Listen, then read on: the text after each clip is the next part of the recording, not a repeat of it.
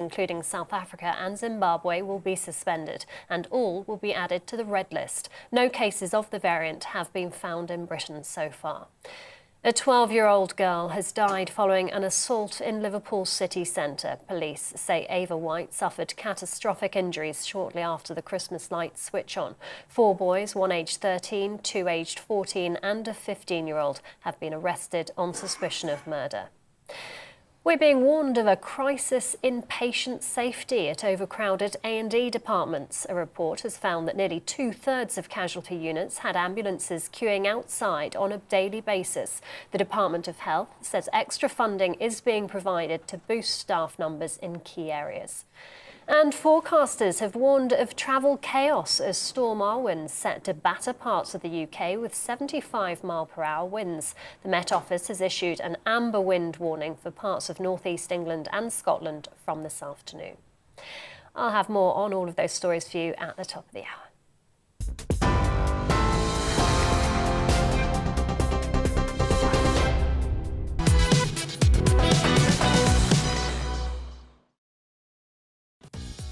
Good morning, you're watching To The Point on GB News with me, Anaya Falarin Iman and Patrick Christie. We've got a show full of all of the big stories and big discussions that you care about. So here's what's on the menu. Yes, well, Boris Johnson has called on the French authorities to take back people who cross the Channel to the UK. In the last few hours, however, the French president has rejected this with a big fat no and cancelled talks between the Home Secretary Priti Patel and several European counterparts. This follows, of course, the very sad death of 27 individuals, including 3 children who attempted to cross the Channel on Wednesday. Yes, and travellers arriving in England from several southern African countries will have to quarantine from midday today after the emergence of a new variant. Just how much of a risk is this new strain for all of us? Yes, indeed. And a family ramble has led to what is being described as the most exciting Roman mosaic discovery in the UK in the last century. You're not going to want to miss this one. We've got all the details coming your way soon. Absolutely. Well, we have all of that coming up and much more on the programme, so make sure that you get in touch with your views as usual, gbviews@gbnews.uk. But first, Patrick gives his views on Emmanuel Macron.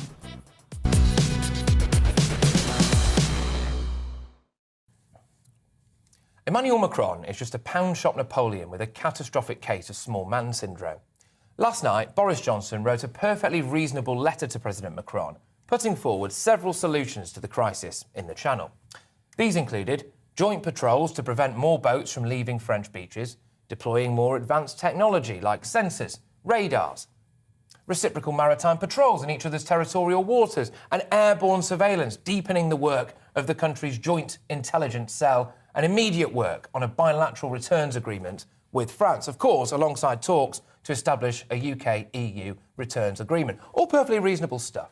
He even said the air patrols, both manned and unmanned, could have joint insignia. You can see it now, can't you? High above the Channel. These new aircraft, emblazoned with the shimmering red, white and blue of the British flag, our Union Jack, and the white of the French flag. Basically, yet again, the British government has put forward solutions with one aim in mind: to prevent another mass loss of life in the Channel, to try to ensure that never again does a pregnant woman, young girls, young boys, men and women find themselves on a sinking dinghy, freezing to death or drowning in one of the busiest shipping lanes in the world. But Emmanuel Macron has thrown an absolutely massive strop. The toys have come out of the pram and he's behaving like a toddler. Although I suppose anybody would look exceptionally young if they stood next to his wife.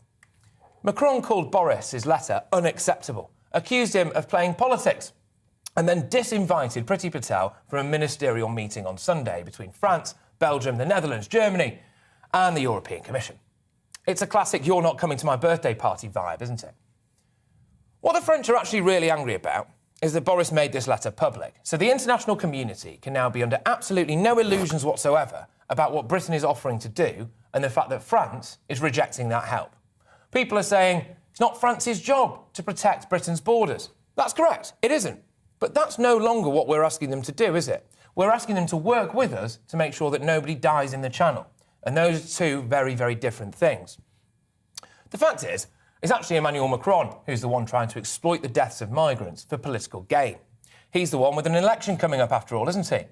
But the problem for old Emmanuel is that he's nowhere near as clever as he thinks he is. In fact, if he was just half as good as his ego tells him, he'd probably be France's greatest ever ruler. Instead, in my opinion, he's just an arrogant, overly emotional pipsqueak in charge of a second-rate nation. The fact is that international leaders don't respect Emmanuel Macron. He was completely blindsided by us, America and Australia when it came to the AUKUS submarine deal. Michel Barnier is going to stand against him at the next election. I very much doubt that Xi Jinping or Vladimir Putin are quaking in their boots at the prospect of a meeting with little Emmanuel. And he's been easily outfoxed numerous times, hasn't he? He threatened to cut the power off to Jersey and allowed some fishermen to blockade the port. Boris sent in a couple of warships, and the French, in classic fashion, legged it back home before lunchtime. He invested heavily in a French COVID vaccine that didn't work. He savaged the AstraZeneca jab to a Europe-wide audience. And now, much of that continent has extreme restrictions, spiralling COVID cases and mandatory vaccinations. He's been outfoxed here as well, hasn't he? Boris went public with this letter, and it's backed Macron into a corner. And he's shown what his biggest weakness is: his ego, his arrogance. Instead of accepting the reasonable offers by the British government, he threw a wobbly, uninvited Patel from his migrant party and told the entire world that he doesn't care whether or not children drown in the Channel. The international community has to come out and condemn this now. Napoleon at times led France to glory. Macron is leading them towards becoming international pariahs.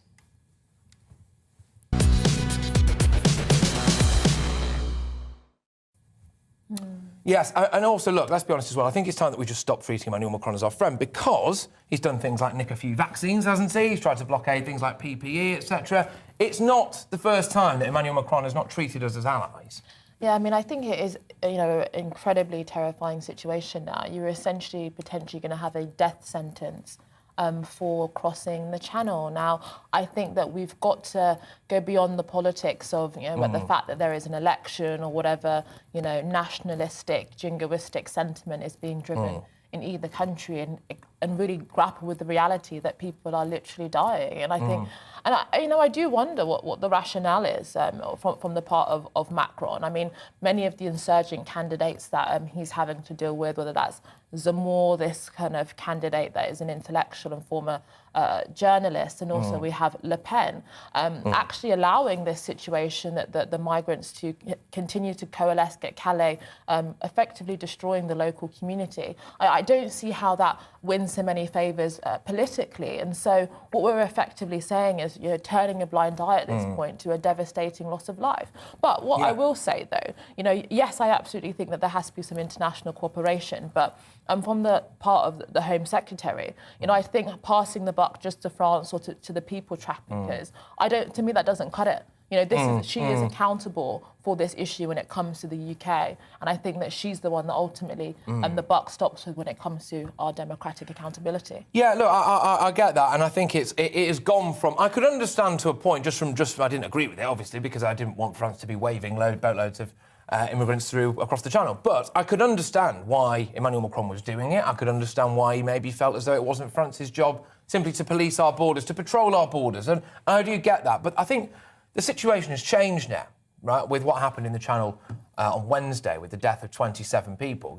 This has changed. It's really kind of changed the game and where we are. And basically now what we are asking the French to do is to work with us in order to make sure that more people don't drown in one of the busiest shipping lanes in the world. And if Emmanuel Macron isn't willing to do that, then I think I'll just raise serious questions about the kind of guy he is, I mean, I also do wonder, what is the root cause of this, though? I mean, why are the numbers increasing by this particular route? It was said that, for example, we've tackled more when it came to the lorry route. I think something to do with COVID is the reason that many migrants aren't taking the flights that they otherwise would have done. So I do also think that there are global and international complications at play here that I think might be difficult to unilaterally just resolve in an instant. Yes, lots of people getting in touch about this. Thank you very much, everyone who's been emailing in already, gbviews@gbnews.uk. We should send in the Royal Navy just outside French waters and shepherd them back to France. That's from Victor. And also we've got here, people saying that there are other people to blame as well. Turkey could be doing more to not let illegals through. Germany, this is from Charles. But yes, basically, it doesn't seem to be a lot of, I think, support for Emmanuel Macron in the inbox. But what would you expect? Yes, well, there is a long-standing feud, let's say, that goes back a long time. What, between us and France? Well, I'm not saying. Anyway, coming up, we will be bringing you the latest on the Channel crossings as the French cancel key talks. Coming up.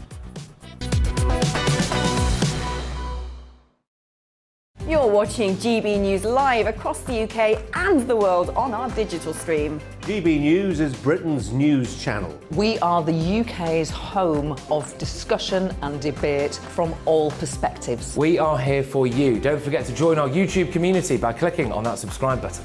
And if you want the GB News app, you can click and catch up on programmes anytime. We love to hear from you, so email us. gbviews@gbnews.uk. Thanks for being part of the GB News family. My name is Andrew Doyle. Join me every Sunday evening at 7 p.m. for Free Speech Nation. This is a show where we address current affairs and news stories of the week with the help of two wonderful comedian panellists. I brought in comics because I want to give it a lighter edge, and also they work for less. See you there.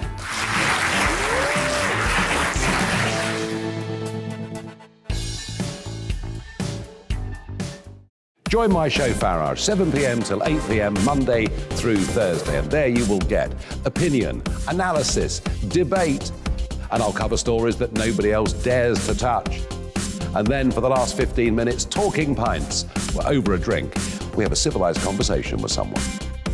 We very often disagree, but we do it in a grown-up way. Come and join me on Farage.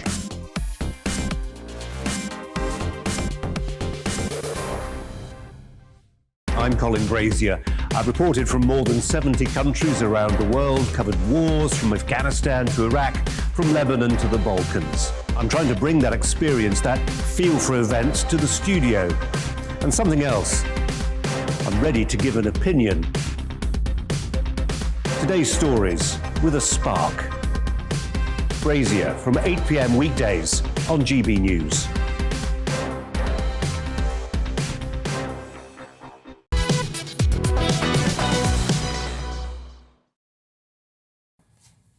Yes, good morning, everybody. Now, the Home Secretary, Priti Patel, has been disinvited from discussions about the Channel crossing crisis with the French this weekend, following the Prime Minister's open letter to Emmanuel Macron last night. Well, the letter offered potential solutions, including France agreeing to take back those who make the trip and joint patrols of beaches in northern France. Well, the open letter has been described as unacceptable and counter to our discussions by the French Interior Minister. This all comes just days after 27 people died making the crossing, including 3 children and what is believed to be as well a pregnant woman. Well, Natalia Giorosca is an expert in global migration and refugee law and border policies, and she now joins us. Natalia, what do you make of the French rejection of some of the proposals that Britain has put forward? We have now seen such a horrendous loss of life now in the Channel. It seems that there is still tensions in having to find a solution. Well, of course, there is tension because the French are most likely, and they are actually experiencing overstretched reception capacity. So this is something that we have seen before during the Syrian crisis, whereby countries, especially the southern borderline countries, have been overburdened and they would turn a blind eye to the Dublin regulation. So in an extent, in the current situation, it is, of course, it is terrible that these tensions are increasing. They are understandable to an extent.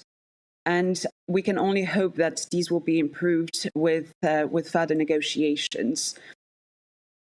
Do you think, because one of the issues for Emmanuel Macron is the idea that British troops or undercover officers or whatever would enter French territory and essentially help the French patrol the beaches and patrol the surrounding area in Calais? He says that will be an infringement on their sovereignty. Well, what do you think about that? Is that really an infringement on sovereignty, or is it just an offer to help? Well, I certainly believe that it is an offer to help, and it is an offer that shouldn't be rejected. And it's also a practice that has been seen before, and it's a practice that the EU has been engaging in. We have known this framework of cooperation, which was which is called the Mobility Partnerships. And it's a bilateral cooperation between two countries, whereby one sends their expertise and their staff to the other country in order to support them. And the EU has been very actively engaging in such cooperations for a long time, and especially with North African countries such as Morocco and Tunisia. So knowing that these have been part of our menu of migratory policies, I think France shouldn't be so taken aback and surprised by this offer. And some of the suggestions from the Refugee Council and Amnesty UK and others is that actually we should have a kind of humanitarian visa, because in the UK, people have to actually arrive in the country in the UK in order to apply for asylum. What do you make of alternative policies like that in order to mitigate people taking this incredibly perilous journey? Well, I definitely think that we should try and turn towards the migration, the refugee-producing countries, and try to stem out the problem and the reasons why people are leaving in the first place. And this once again ties back to the mobility partnerships and to employing the tools that we have, and these would be Frontex and IOM, in order to ensure that before people embark on this very dangerous route, we can inform them of the options that they have in order to stay home. So these would be my suggestions. But just finally, Emmanuel Macron, there is an election coming up in France early next year, and some of the major candidates that are a threat to him are on the hard right of the spectrum, Marine Le Pen and Zemmour. Do you think that he is motivated primarily by trying to keep his position as a president rather than actually dealing with this issue in the long term? Do you suspect that at all? Definitely. I think the current French political situation, given that there's a looming French election where Macron is really trying to preserve his position as a leading politician, has a huge impact on how this issue is being resolved. He's trying to show his iron fist, and he's trying to take quite a harsh approach to how to deal with this issue. So it's not surprising that they're trying to divert and send the migrants towards Britain. Migration has always been an issue that mobilizes a lot of interest and a lot of support, and it's one that can be easily utilized during campaigns, especially presidential campaigns, in order to. It is. Direct. I mean, but then that's part of the problem, isn't it? That's part of the problem. Emmanuel Macron now is coming out and saying Boris Johnson is only using what's going on in the Channel for political gain. That's absolute nonsense. This is not gaining anything for Boris Johnson. In fact, quite the opposite. It's actually Emmanuel Macron with an election coming up, isn't it? It's actually Emmanuel Macron with people from the right breathing down his neck. It's actually Emmanuel Macron with some very unhappy fishermen in that particular... But he's the one playing politics, and in my opinion, therefore, he's content to play politics with people's lives, and people will continue to die. But, Natalia, thank you very, very much. Natalia Grovska there, who, of course, is an expert in global immigration, refugee law and border policy. So thank you very much for joining us. Your emails have been flooding in thick and fast. gbviews@gbnews.uk. Please keep them coming in to us. We'll go to those very, very shortly. Some crackers here about your views about what's taking place in the Channel and, of course, with our relationship with Emmanuel Macron. We'll go to those after the break. It's time to remind ourselves there's always another winter. Canary Islands sponsors the weather. Good morning. Storm Arwen is arriving today and lasting overnight and into tomorrow. There's going to be very strong winds, damaging gusts in places, and for some, a bit of snow as well. That's because the storm system is coming in from the north, so it's bringing with it cold air. But it's really the winds that are the greatest cause for concern, really picking up later today across northern Britain, but also down the west side. The winds will strengthen through the evening and overnight. So it's a blustery day. It's a grey, wet start across the south. Rain here, but increasingly across northern Scotland. Snow showers packing in, accompanied by those strong and gusty winds. That's going to make for some pretty hazardous travelling conditions, especially later on, say, along the A9. Some brightness developing later over northern England, maybe Northern Ireland, but it's going to feel cold as those winds continue to strengthen. And those winds, as I said, are the greatest cause for concern. We have a yellow warning covering much of northern and western Britain through today. Gusts of 55 to 65 miles an hour could easily cause some disruption, certainly to ferries. And an amber warning for northern and eastern Scotland, parts of northeast England. Gusts here are 75 miles an hour. That could cause some structural damage. Certainly the potential for issues to power supplies, along with travel disruption. And the snow will keep going for a while over northern Scotland. In fact, this zone of wet weather as it sinks south will chiefly be of rain, but we could easily see some snow from that down to relatively low levels for a time during the course of the night. Very strong winds continuing overnight across Wales and southwest England, along with the east coast. Also, it's going to be a cold night and a cold start to the weekend. Warnings remain in place into Saturday. Still that northerly wind and still this mixture of rain, sleet and snow pushing southwards. As I said, any snow at low levels not expected to stick around, but you could see some. Further wintry showers keep going across the east. Elsewhere it does turn drier, but it will be cold. All the details of the Met Office weather warnings are on the Met Office website. Canary Islands sponsors the weather.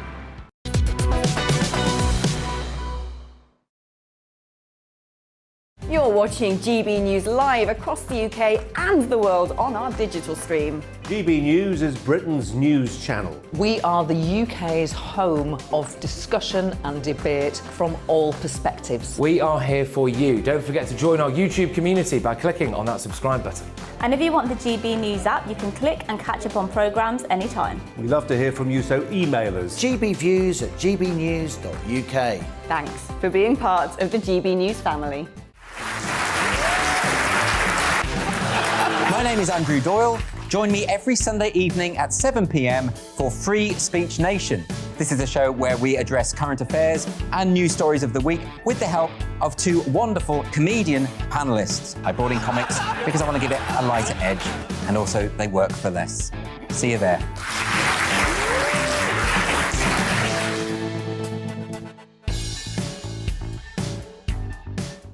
Join my show Farage, 7 p.m. till 8 p.m. Monday through Thursday, and there you will get opinion, analysis, debate, and I'll cover stories that nobody else dares to touch. And then for the last 15 minutes, talking pints. We're over a drink. We have a civilised conversation with someone. We very often disagree, but we do it in a grown-up way. Come and join me on Farage.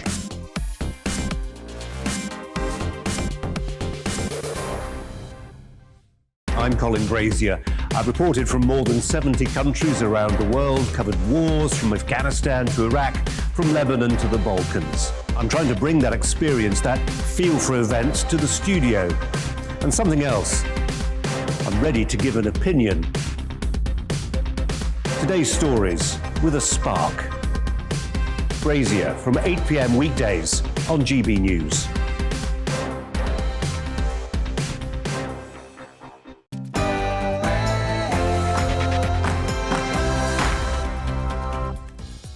Good morning, everybody. Happy Friday. You're watching To The Point here on GB News with me, Patrick Christie's, and Inaya Falarin Iman, and we are here all the way through until midday, as usual, with loads of today's top stories. Absolutely. Well, make sure that you get in touch as usual. gbviews@gbnews.uk. We'll be reading that out all throughout the show. But first, it's time for the latest news.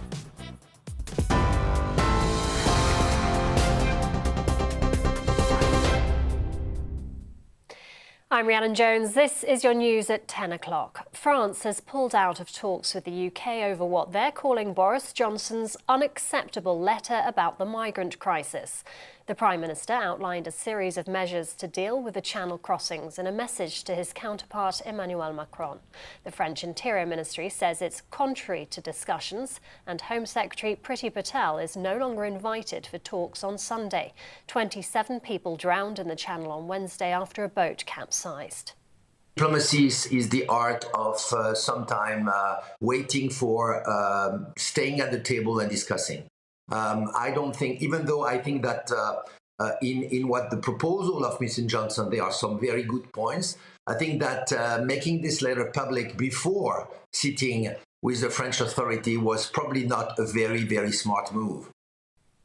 Strict travel restrictions will be imposed on 6 African nations over a new COVID-19 variant. Officials say it's the worst one we've seen so far. From midday, flights from South Africa, Namibia, Lesotho, Botswana, Eswatini and Zimbabwe will be suspended. All 6 countries will be added to the red list. Health Secretary Sajid Javid announced that UK travellers will be required to quarantine. No cases of the variant have been found in Britain so far. Professor George Lomonosov told GBNews the new mutation is concerning. With all those changes, the new version of the spike protein might not be recognised by antibodies that you've produced in response to vaccination or even infection with the original virus. And so that they might actually escape the protection afforded by vaccination. A 12-year-old girl has died following an assault in Liverpool city centre. Police say Ava White suffered catastrophic injuries shortly after the Christmas lights switch on. 4 boys, one aged 13, 2 aged 14 and a 15-year-old have been arrested on suspicion of murder. A man has been charged with murder in connection with the disappearance of an 18-year-old woman in Plymouth. Bobby Ann McLeod disappeared on Saturday. Her body was found at Bovey Sound earlier this week, around 7 miles from where she was last seen. 24-year-old Cody Ackland is due to appear at Plymouth Magistrates Court later. We're being warned of a crisis in patient safety at overcrowded A&E departments. A report from the Royal College of Emergency Medicine has found that nearly 2/3 of casualty units had ambulances queuing outside on a daily basis. The survey also showed nearly half of A&E departments were forced to treat patients in non-designated areas. The Department of Health says extra funding is being provided to boost staff numbers in key areas. A national cancer charity has warned of almost 50,000 missing cases. Macmillan Cancer Support says the scale of the cancer care backlog is yet to hit the NHS. It also warns that disruption from COVID-19 this winter could see the number of missing diagnoses increase further. It estimates that the NHS would need to work at 110% capacity for 13 months to catch up. The number of cars made in the UK fell 41% in October compared to the same month a year ago. The industry calls this decline worrying. The Society of Motor Manufacturers and Traders say it was the 4th straight month of decline and the weakest October since 1956. Facebook, Instagram and TikTok are launching new features to encourage people to get their coronavirus booster jabs. Users will be able to update their profiles with frames or stickers to show that they've had their top-up. It follows on from previously being able to show on social media that you've had your first and second jabs. More than 16 million booster vaccines have now been given across the UK. And forecasters have warned of travel chaos as Storm Arwen is set to batter parts of the UK with 75-mile-per-hour winds. The Met Office has issued an amber wind warning for parts of northeast England and Scotland from this afternoon. People are told to expect damage to trees and buildings, public transport cancellations, road closures and power cuts. You're right up to date. I'll have the latest headlines for you in half an hour. Now it's back to Patrick and Inaya and to the point.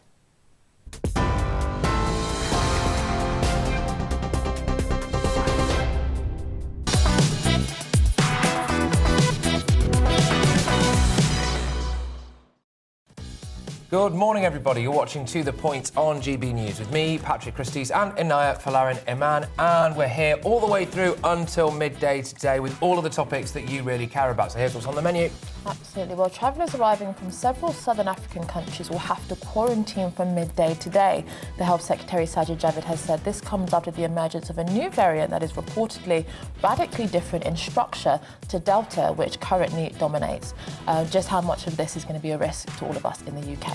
Yeah, it's going to be really interesting one that to get the kind of detail on what is really going on there. Anyway, the French have responded with a big no to Boris Johnson's call that they should take back people who cross the Channel. They've cancelled talks with Home Secretary Priti Patel, who's now no longer invited to Little Emmanuel's migrant party, after 27 people, very unfortunately, passed away in the Channel on Wednesday.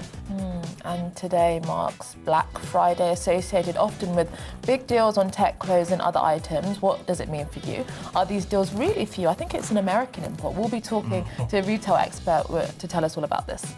Yes, we have all of that coming up and much, much more across the programme. And you can get in touch, as usual, gbviews@gbnews.uk.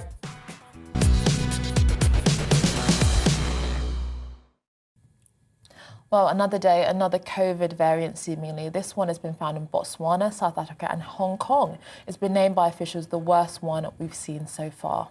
Gosh, yes, absolutely. Well, this variant has mutated to a point scientists have not seen before and is feared to be more transmissible and has the potential to evade immunity right in the run-up to Christmas. Who'd have thought about that, eh? Well, in response, travellers arriving to England from 6 southern African countries will have to quarantine from midday today, with flights also being temporarily banned. Well, Simon Calder is a travel editor at The Independent, live at Gatwick Airport for us this morning. Thank you for joining us this morning, Simon. Is this another blow to the travel industry after so much seeming progress we've actually made on this issue over the last year?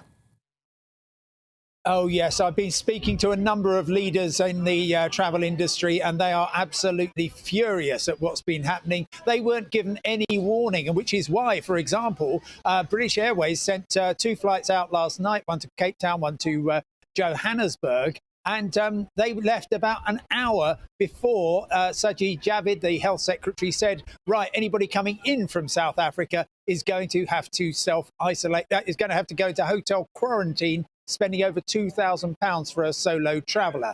Now, the crucial thing is that if they had been able to get off the plane, they might well have said, OK, we're just going off on a 2-week holiday, not worth it. We're going to just stay at home and endure Storm Arwen, as I'm sort of slightly doing myself here. But they weren't. Virgin Atlantic, who had a later flight, actually did say to their passengers, look, this has just happened. Do you want to go ahead with your journey? And a number of people left the aircraft because they were able to do that rather than touching down in South Africa and discovering, oh, fine, we'll have a lovely time here. It's summer. But when you go back, you've got hotel quarantine to look forward to. So very, very messy. And apart from the immediate short-term impact on thousands of people and emotionally as well as economically, it's also very serious because it destabilizes confidence. I'm just off to Florida. I hope it's going to be lovely and sunny and I'll just come back in a week's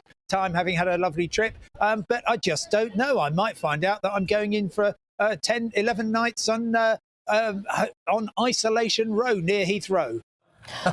Simon, I mean, it's been nearly 2 years since we first discovered the COVID-19. I mean, and now 2 years down the line, we're potentially discovering another new variant that has whole new sets of challenges and disasters. Countries in Western Europe going back into another lockdown. I mean, do you see this as just a continual road indefinitely? Or is there going to be, or do you think there should be some kind of shift in thinking about the reality that COVID may well be here for the foreseeable future? Well, that's a great question, and it all depends who you ask. Now, of course, you have on GB News spoken to great epidemiologists. They will know all the medical stuff. All I can do is observe what is happening and the vast range of travel policies. So, for example, New Zealand has been trying for a zero COVID policy. They've effectively said, we're not going to do that. From May, we'll let Brits and anybody else who wants to come back in. But Hong Kong, China, still very much saying we want zero COVID. And the world has to find a balance, because even though it's very straightforward just to say, OK, we're going to ban flights temporarily from South Africa, everybody is going to have to go into hotel quarantine. It's really not you cannot continue to have a travel industry like that, because people are just going to say, well, I'm not taking the chance, thanks very much. I'll go to beautiful Bognor Regis. Yes, well, absolutely. Yes, sunny Skegness. For a second there, Simon, I was worried there'd been a catastrophic earthquake at Gatwick Airport, but I'm not sure what happened. Because, look, thank you very, very much. And it's also reassuring that you said as well, that you're off to Florida, because I thought in your capacity as a travel editor, I was starting to wonder, do you just hang around at airports? But no, you are actually going away. Have a nice holiday and all the best. And I hope that you don't end up in isolation row, as you've said there. All the best. Thank you very much. Simon Calder, travel editor at The Independent, who was very much live at Gatwick Airport for us there. Yeah, brilliant. Yeah, I want to know what you think at home. Look, this new variant, this mutant Botswana variant, by all accounts, it's obviously mutated much quicker and much faster and in a much more varied way than anything that we've seen before. And clearly, as well, that poses a threat to us. And it's also said apparently our vaccine, look, how they know this, I'm not 100% sure, but they say our vaccine might be as much as 40% less effective against it. Are you now scared of this new COVID variant? Well, Dr. Julia Tang is a clinical virologist at the University of Leicester, and she joins us now. Thank you, Julian, for joining us. What do you make of this developing news that this South African variant may well be more viral and much more dangerous for us than previous Delta variants? Yeah, first of all, I am a man. My name is Julian, just to correct that misunderstanding. So there are more mutations in the S protein that have been associated with vaccine escape in previous variants, like the beta-gamma variants, the 417, and also the 501 that's been associated with more transmissibility in the alpha variant. And that includes a 6970 deletion, which allows this S gene dropout PCR technique to work to detect this new variant in the South African populations. Yeah, is it correct? Sorry, I couldn't quite hear you at the start there. Is it correct that they believe that this variant, I read this a couple of days ago, that they believe has originated in Botswana, has mutated, and maybe it initially came with someone with a blood infection? Is that right? And they think that might be one of the reasons why this is kind of mutated, or is that just all hearsay at the moment? Yeah, so we've seen previous mutants that arise in chronic infections in HIV-positive patients and other immune-suppressed patients, like those with transplants or on chemotherapy. And this may well fit the bill for that, where you have a single patient with a chronic immune-suppressive condition where the virus replicates uninhibited. You get this kind of diversity of mutations appearing. OK, all right. And how can we be so sure, as it stands, that our vaccine may be about 40% less effective? I think Sajid Javid was saying. Is that just a guess at the moment? Yeah, I think that's probably a guess based on what we know about those individual mutations like the 417, the 484, which we've seen other variants for which we do have laboratory data. But we do have to see the effect of the combination of these variants, these mutations, for this particular variant going forward in lab studies as well as population studies. Yeah, OK. Look, how scared should we be of this thing? Has it got the potential to be, a significantly bigger threat to us? And also, just as a kind of a follow-up to that question, as it were, realistically, is this just our lives now? That every year there's going to be a new mutation, potentially more deadly than the last one, and that's just where we are? Yeah, so we live with that with flu. Seasonal flu every year mutates to a certain extent, and the vaccines change to keep up with it. And we may have the same kind of future with COVID. And don't forget that the vaccination programs and national infection drive the virus in different directions. And this is always a kind of catch-up game. So what happens is you have the mutations arising, and you have the population immunity catching up a bit, and the virus changes some more, we catch up a bit more. And at some point, the virus might be happy enough with that level of immunity and transmissibility that it's acquired, that you may get a more stable variant at some point in the future. I think that's a long way in the future at the moment, because most of the world is not fully vaccinated and also not naturally immune to the virus. Actually, sorry, just a very quick one. This, to me, I've been very outspoken on the fact that I am happy with the amount of vaccines that we've procured. I hope that we continue to procure that amount, and I'm very happy that they stay in this country. I'm starting to reconsider that a bit now. Maybe this is a signal. If these mutations are potentially going to crop up in parts of the world where they don't have the vaccine particularly, or they've not had a big rollout, maybe we should be sending vaccines out to places like Botswana. Yeah, so a lot of us have been saying this from the beginning, and I understand that, taxpayers' money should be used for the taxpayers, but if you want to protect the taxpayers in the longer term, you may have to vaccinate the rest of the world as well. Yeah, and that's something I'm potentially coming round to, but we'll have to wait and see. But fingers crossed we don't find out, because these variants turn out to be duds. But anyway, Dr. Julian Tang, thank you very, very much. He's a clinical virologist at the University of Leicester there, imparting his sage wisdom on this new variant. Well, look, you've heard that. Do you feel scared still? We had the Nepalese variant. That just turned out it just didn't exist at one point. Yeah, I mean, it is a reoccurring theme. I think I've lost count now how many variants there are, but, unfortunately, that is the reality. We know with flu, there is different mutations that happen consistently, and so that is a reality that I think as a society we're going to have to grapple with. How do we manage in the long term the reality of new variants? Yeah, and it's such a difficult one, isn't it? Because is it just a matter of time, do you think, before there is a particular variant on this that is just absolutely lethal? Because I mean, he made the point there, didn't he, about flu? I mean, there's a variant every single year with that, and it's, we're yet to have one that's, ripped through us, as it were.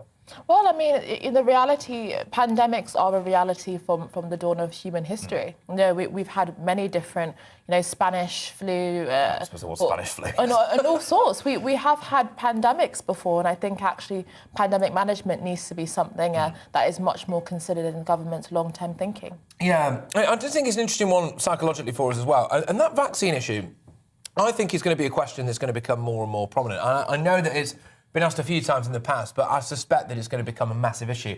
This question that we all have to answer, or that certainly as government does, is what do we do with our vaccines? Do we continue to try to have never-ending rollouts, or do we actually, en masse, basically everyone in the Western world pretty much, lob them all over to parts of the third world? Because if these are places where it's increasingly likely that you're going to see these variants originate, then actually we don't want that to happen, do we? But then the flip side of it is, these vaccines, apparently you're going to need one every 3 or 4 months, and the efficacy of them wanes. So can we actually afford to give a load of them out? It's a tricky situation, isn't it? No, I mean, it is really, really fascinating. I think it's really got to be on the part of national governments what they decide. I mean, we are actually finally, after 2 years, seeing genuine variation in terms of how governments are dealing with this issue. You have, obviously, countries like New Zealand and Australia that have taken a very strong and stringent approach. We've had, actually, Britain a relatively relaxed approach over the last 6 months, whereas countries in Western Europe going back into lockdown, introducing vaccine passports, mandatory vaccinations.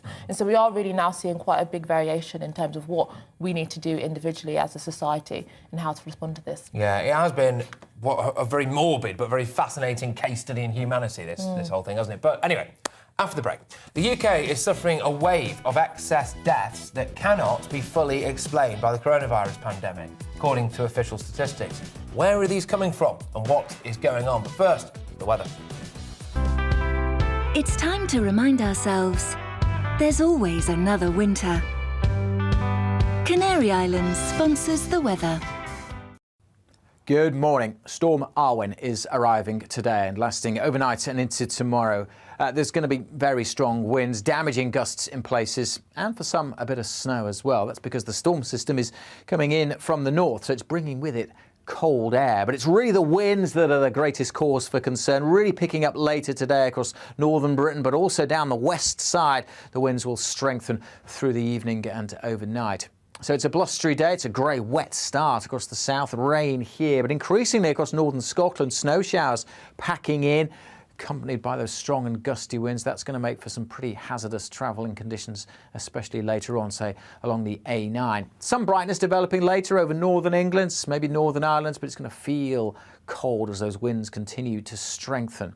And those winds, as I said, are the greatest cause for concern. We have a yellow warning covering much of northern and western Britain through today. Gusts of 55 to 65 miles an hour could easily cause some disruption, certainly to ferries. And an amber warning for northern and eastern Scotland, parts of northeast England. Gusts here are 75 miles an hour. That could cause some structural damage. Certainly the potential for issues to power supplies, along with travel disruption. And the snow will keep going for a while over northern Scotland. In fact, this zone of wet weather as it sinks south will chiefly be of rain, but we could easily see some snow from that down to relatively low levels for a time during the course of the night. Very strong winds continuing overnight across Wales and southwest England, along with the east coast. Also, it's going to be a cold night and a cold start to the weekend. Warnings remain in place into Saturday. Still that northerly wind and still this mixture of rain, sleet and snow pushing southwards. As I said, any snow at low levels not expected to stick around, but you could see some. Further wintry showers keep going across the east. Elsewhere it does turn drier, but it will be cold. All the details of the Met Office weather warnings are on the Met Office website. Canary Islands sponsors the weather.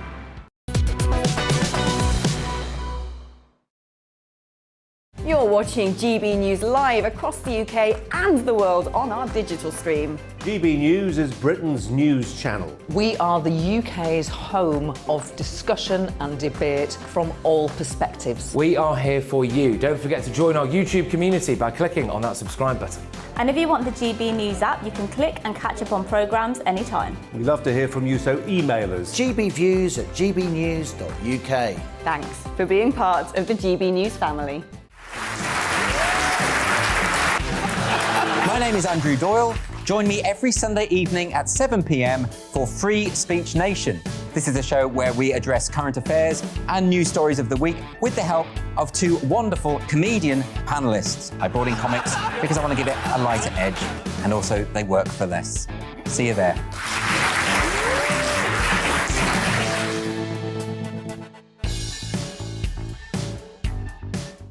Join my show Farage, 7 p.m. till 8 p.m. Monday through Thursday, and there you will get opinion, analysis, debate, and I'll cover stories that nobody else dares to touch.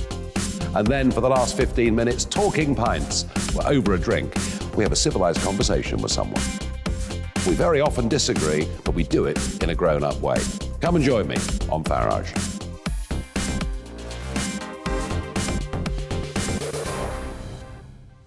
I'm Colin Brazier.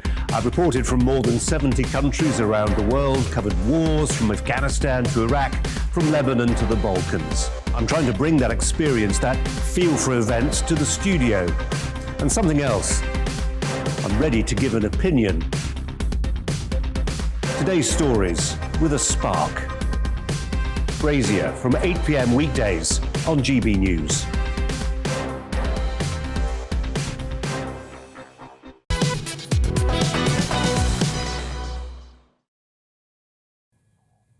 Well, the UK is suffering a wave of excess deaths that is not fully explained by the coronavirus, according to new statistics.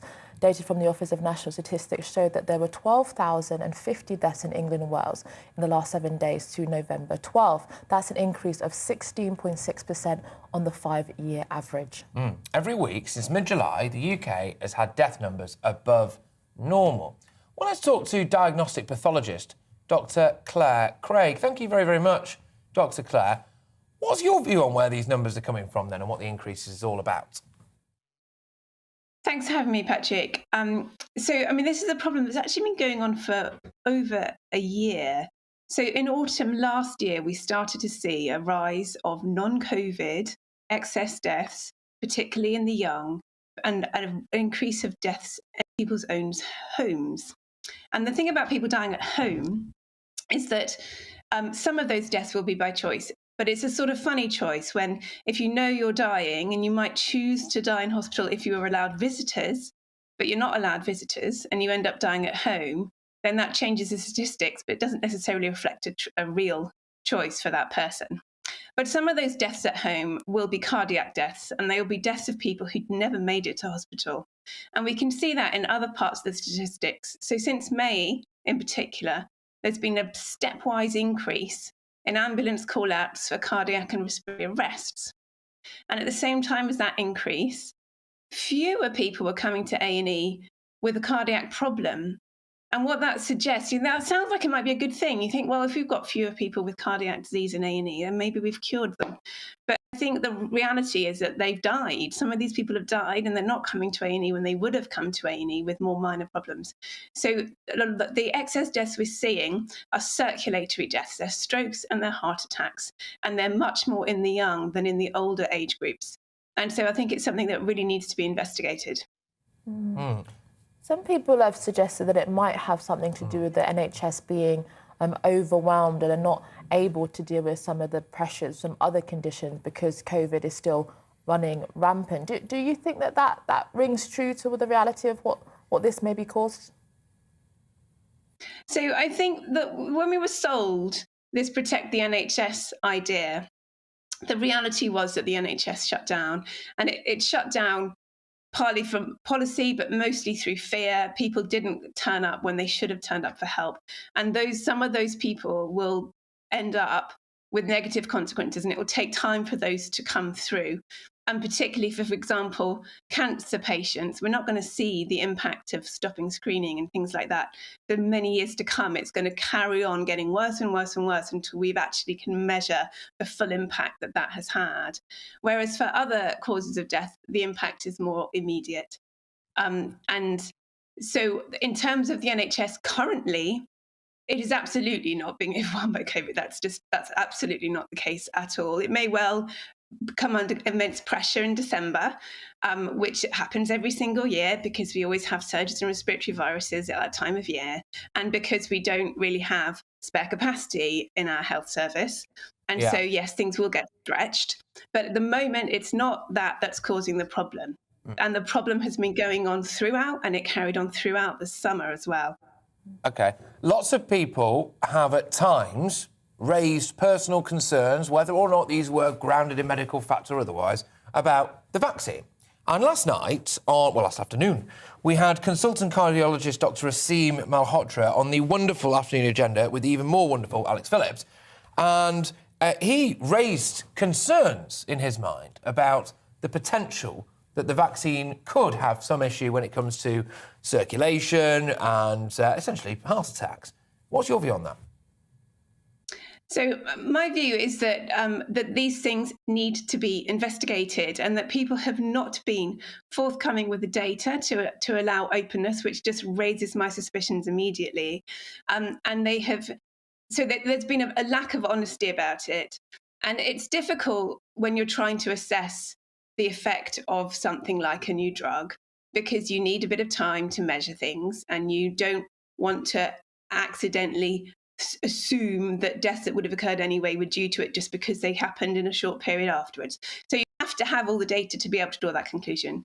But the things that we do know, that we have been allowed to find out, there's very, very good reasons for thinking that the vaccine does cause damage to the endothelium. So just the principle that there could be a problem inside the vessel linings that could affect heart attacks and strokes, that we've got good evidence of that.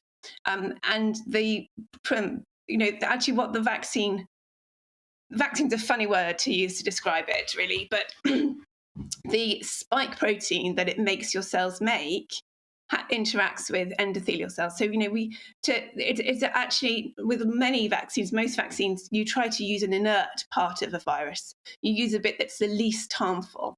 And the spike protein really isn't that. So, I am really, really concerned that people have not been honest and open with data. But without that, we can't draw any conclusions. We can only wave our hands and say we think there might be a problem, it needs investigating, we need more data, we need more openness. One of my concerns is around deaths in young males, which have been rising since May in a way that they have not been in young females. And we know that the vaccine causes heart problems more in males. And so this discrepancy might be telling us that there's something going on. And those children that are dying, it's not in huge numbers, thankfully, but we're talking about 100 more deaths this year than last year. And there have been 483 deaths of males 15 to 19 so far this year. So 100 of them, if we had the same as last year, wouldn't have died. That's a big difference. But it's not huge numbers. It's not such huge numbers that you can't go and investigate all of those deaths and see how many of them were vaccinated, how long before the vaccination. That's not a difficult thing to do, but it has not been done. Interesting stuff. Wow.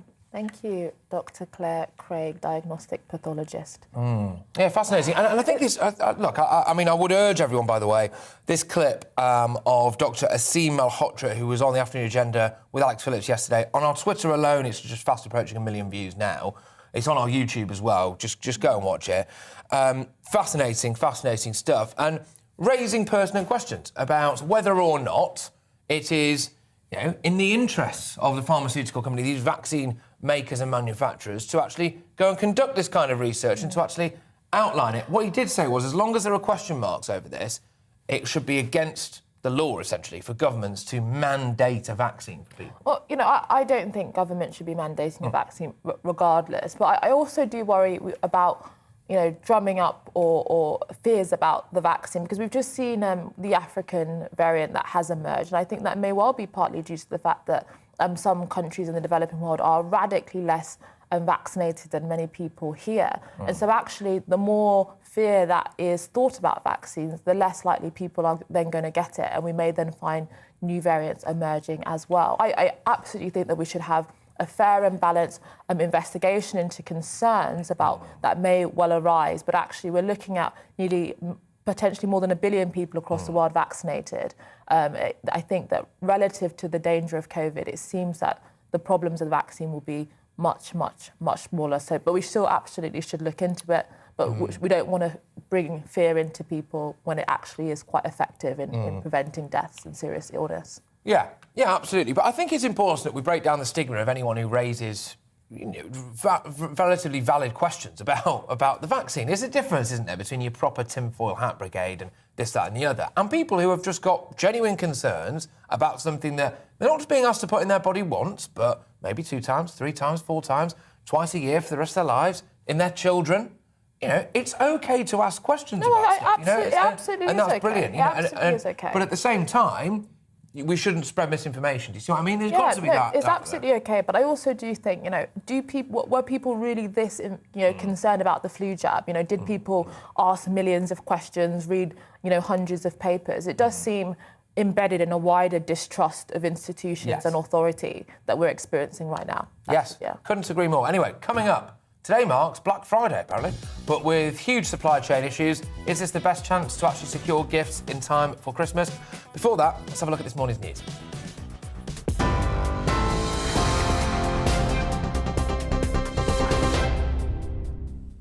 I'm Rhiannon Jones. Here are the latest headlines. France has pulled out of talks with the UK over what they're calling Boris Johnson's unacceptable letter about the migrant crisis. The Prime Minister is urging France to allow all illegal migrants crossing the Channel to be returned.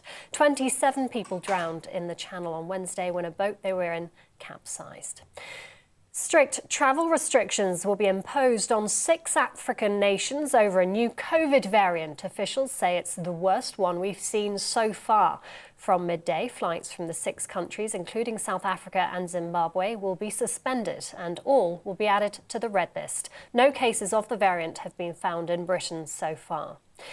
A 12-year-old girl has died following an assault in Liverpool city centre. Police say Ava White suffered catastrophic injuries shortly after the Christmas lights switch on. 4 boys, one aged 13, 2 aged 14 and a 15-year-old have been arrested on suspicion of murder. We're being warned of a crisis in patient safety at overcrowded A&E departments. A report from the Royal College of Emergency Medicine has found that nearly 2/3 of casualty units had ambulances queuing outside on a daily basis. The Department of Health says extra funding is being provided to boost staff numbers in key areas.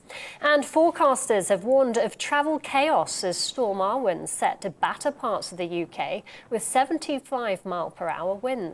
The Met Office has issued an amber wind warning for parts of northeast England and Scotland from this afternoon. I'll have more on today's main stories for you at the top of the hour. See you there.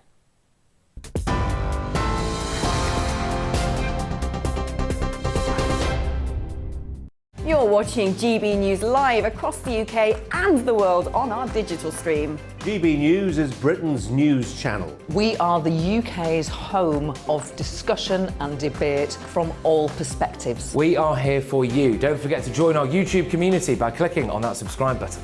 And if you want the GB News app, you can click and catch up on programmes anytime. We love to hear from you, so email us. gbviews@gbnews.uk. Thanks for being part of the GB News family. My name is Andrew Doyle. Join me every Sunday evening at 7 p.m. for Free Speech Nation. This is a show where we address current affairs and news stories of the week with the help of 2 wonderful comedian panellists. I brought in comics because I want to give it a lighter edge, and also they work for less. See you there.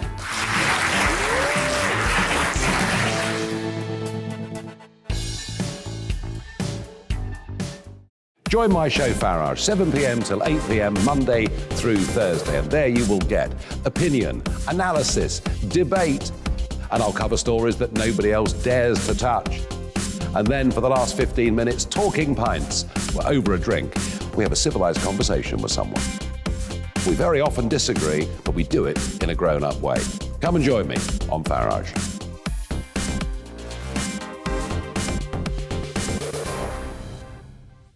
I'm Colin Brazier. I've reported from more than 70 countries around the world, covered wars from Afghanistan to Iraq, from Lebanon to the Balkans. I'm trying to bring that experience, that feel for events, to the studio. And something else. I'm ready to give an opinion. Today's stories with a spark. Brazier from 8 p.m. weekdays on GB News.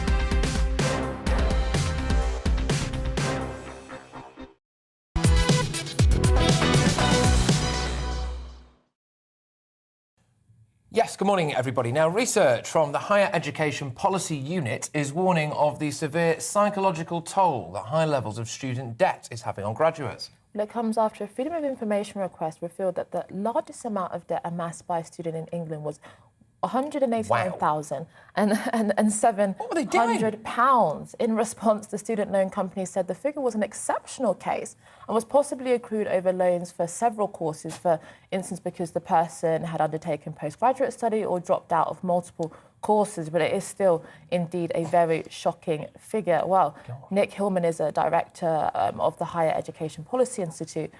Nick, what do you make of this? I mean, this is clearly an exceptional case in the hundreds of thousands of pounds, but we do hear of the average, generally speaking, still being about £40,000 to £50,000. Is this too much of a debt burden on young people?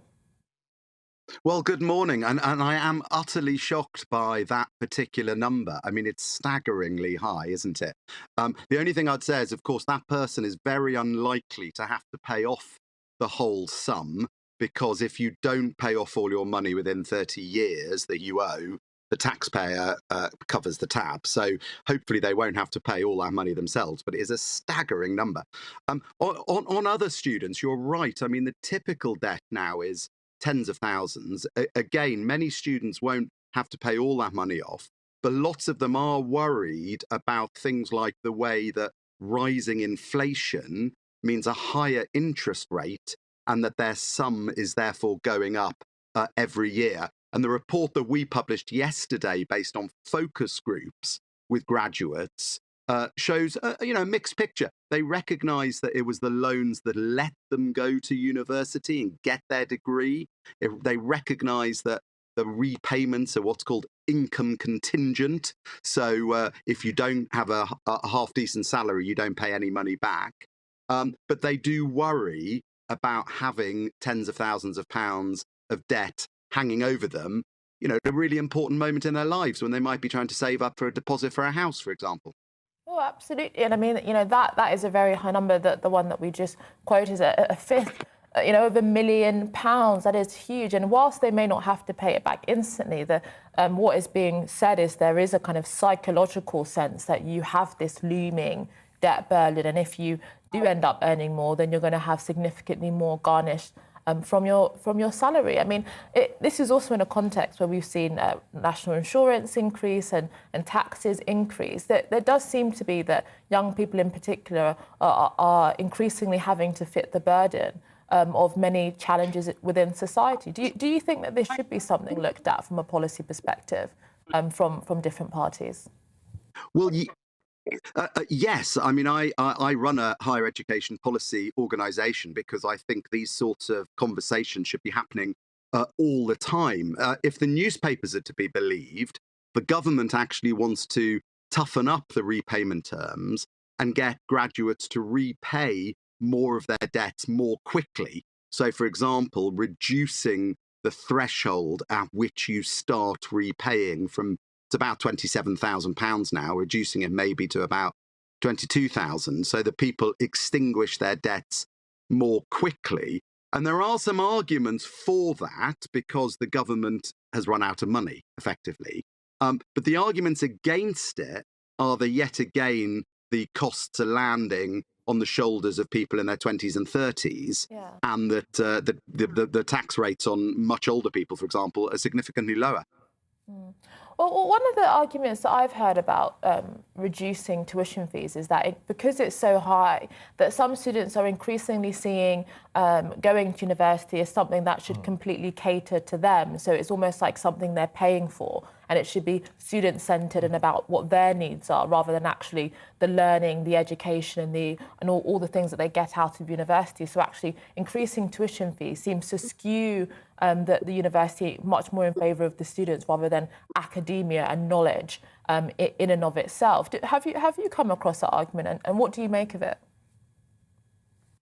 Yes, I think tuition fees at the level they're at do make students more demanding. And in some ways, that's a good thing. You know, sometimes in the past, students were not always made to work hard enough. They didn't have enough contact time. The access to books in the libraries wasn't good enough. And so long as students are demanding things that are relevant to their education, you know, they're not just asking to have their essays marked more easily or something like that. Yeah. But if they're demanding, you know, greater access to teaching and learning, I actually think that can be a really positive shift. It will really flare up next week, by the way, because there are strikes in universities up and down the UK for 3 days next week. And a lot of students will be pretty annoyed about that if their lectures are cancelled again after the pandemic. During the pandemic, I decided to do a law degree. And for the entire second term of that law degree, I never saw my teachers' faces.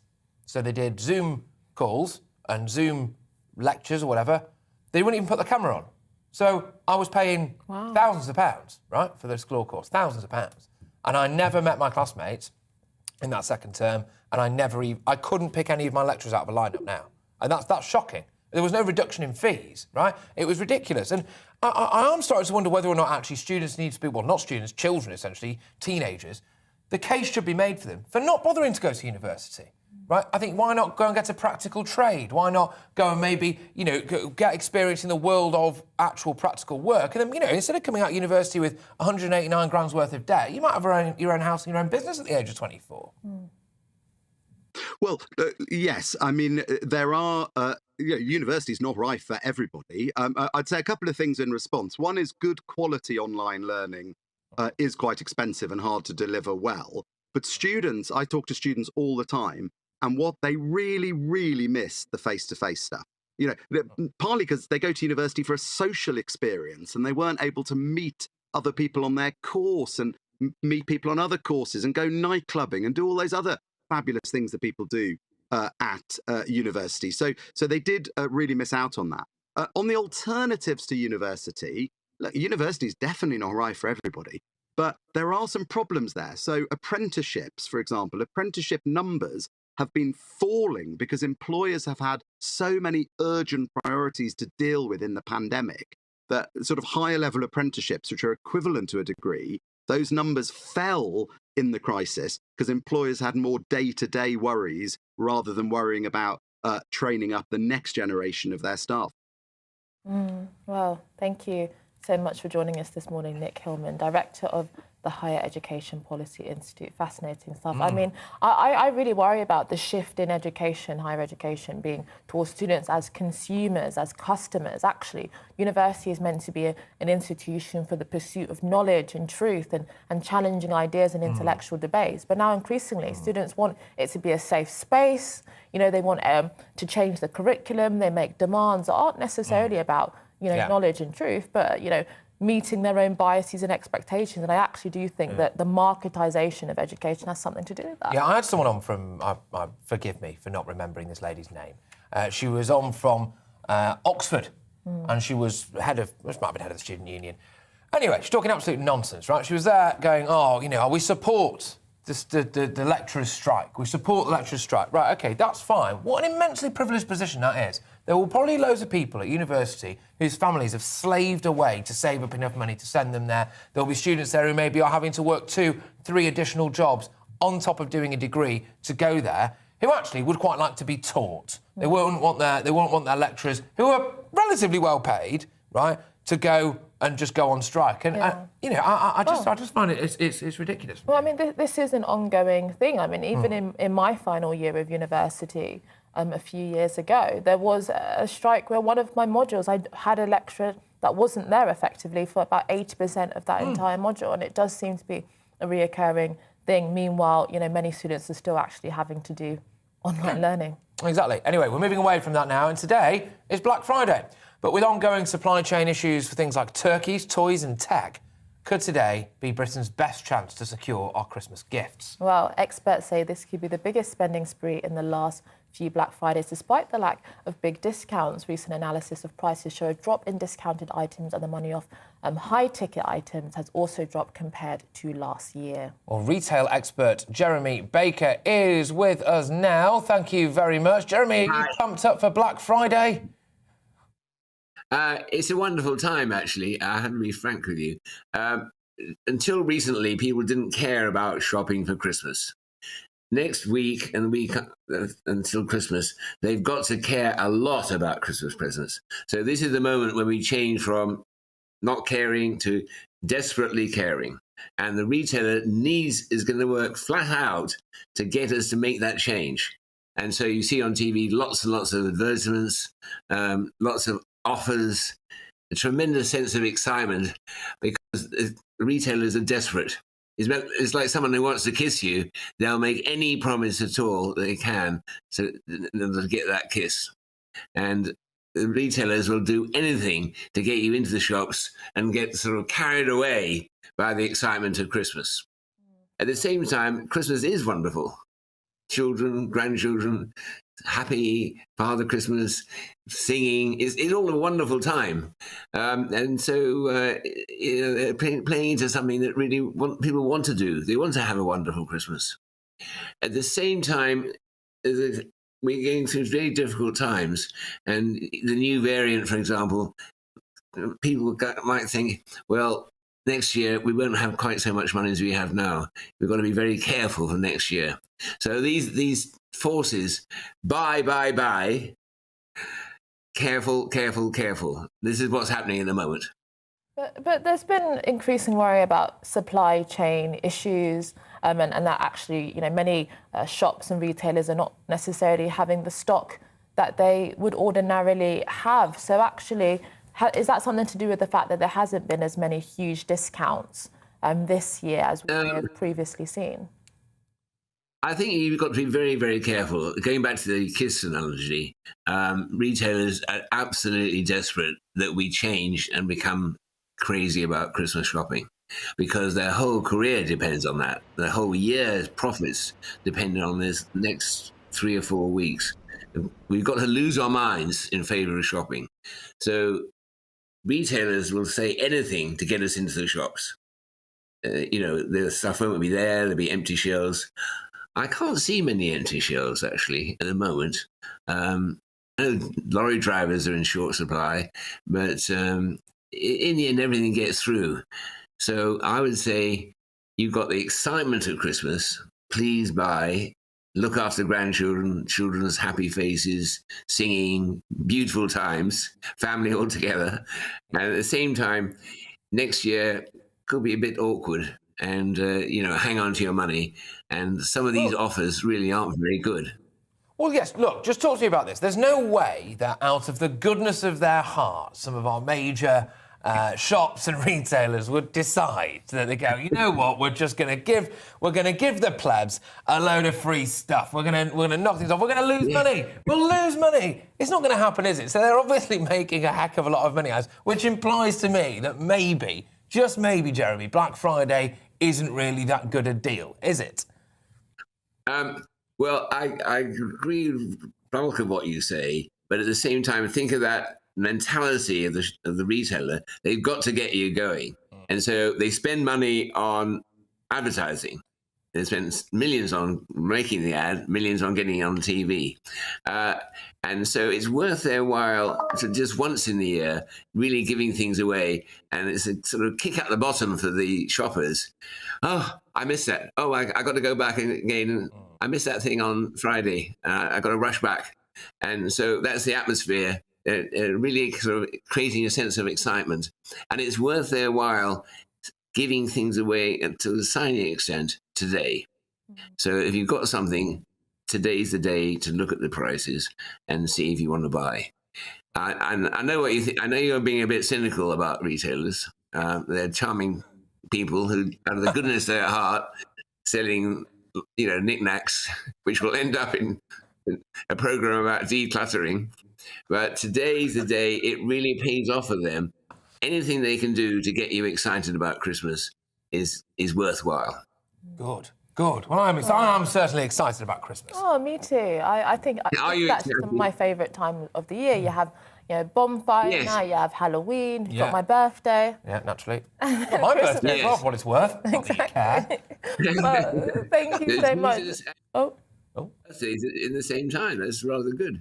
Yes, well, brilliant. Well, I hope that you have a wonderful Christmas. Absolutely. There he is. Jeremy Baker, thank you very much for joining us. Retail expert. Will you be getting any deals today?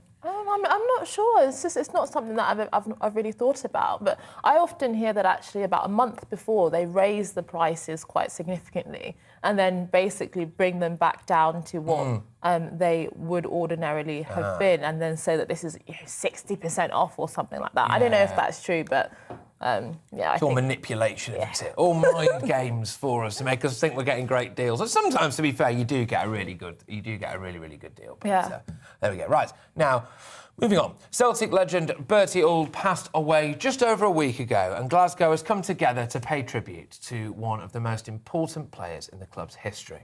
Yes, well, Bertie Auld's funeral will take place at 12 noon today in St Mary of Assumption in the heart of the city before the funeral courtyard will pass by Celtic Park and down the Celtic Way.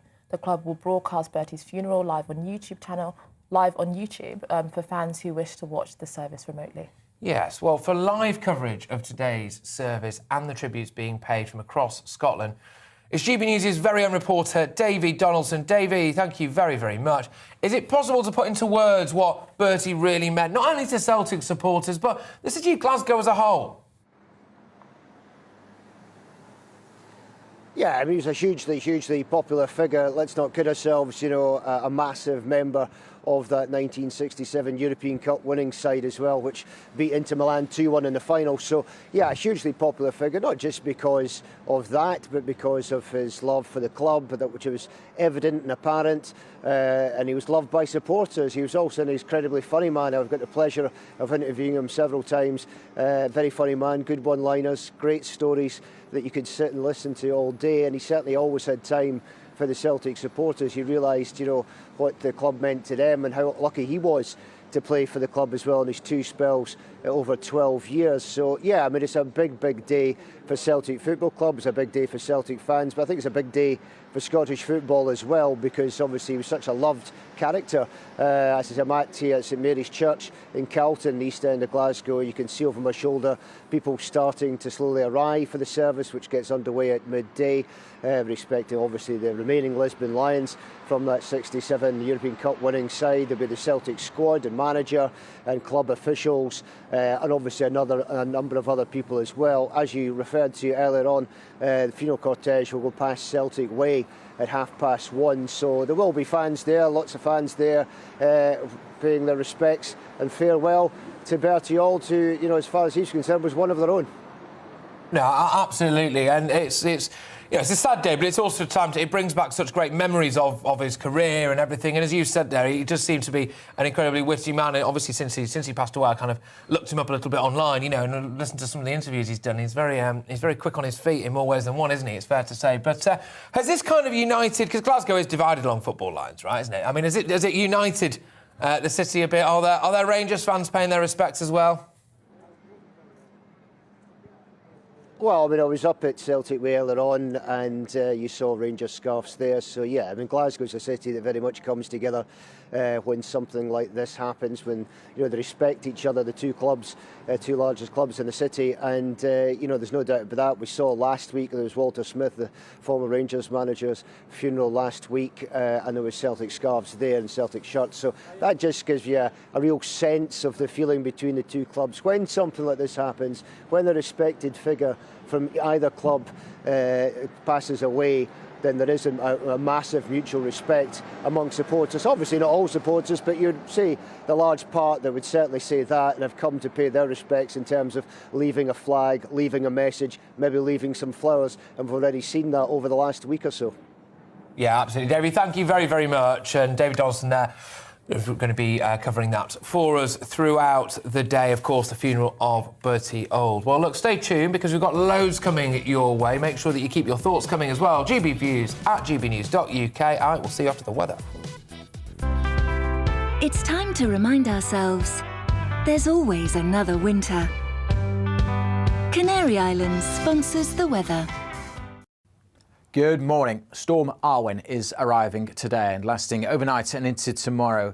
There's going to be very strong winds, damaging gusts in places, and for some, a bit of snow as well. That's because the storm system is coming in from the north, so it's bringing with it cold air. But it's really the winds that are the greatest cause for concern, really picking up later today across northern Britain, but also down the west side. The winds will strengthen through the evening and overnight.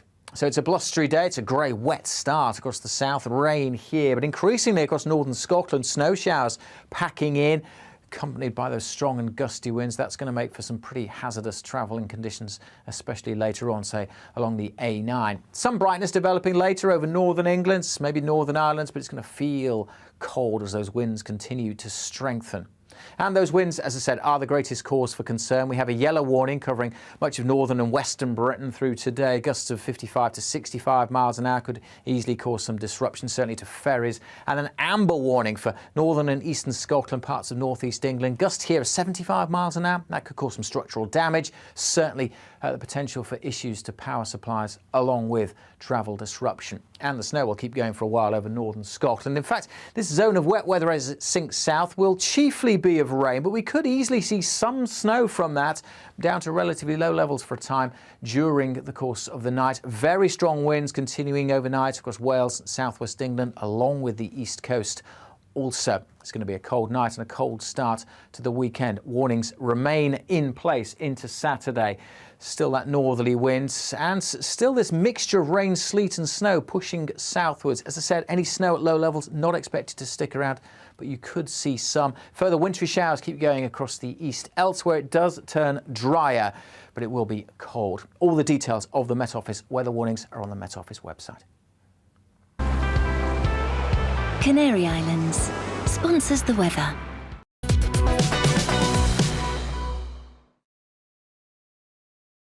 You're watching GB News live across the UK and the world on our digital stream. GB News is Britain's news channel. We are the UK's home of discussion and debate from all perspectives. We are here for you. Don't forget to join our YouTube community by clicking on that subscribe button. And if you want the GB News app, you can click and catch up on programmes anytime. We love to hear from you, so email us. gbviews@gbnews.uk. Thanks for being part of the GB News family. My name is Andrew Doyle. Join me every Sunday evening at 7 p.m. for Free Speech Nation. This is a show where we address current affairs and news stories of the week with the help of two wonderful comedian panellists. I brought in comics because I want to give it a lighter edge, and also they work for less. See you there.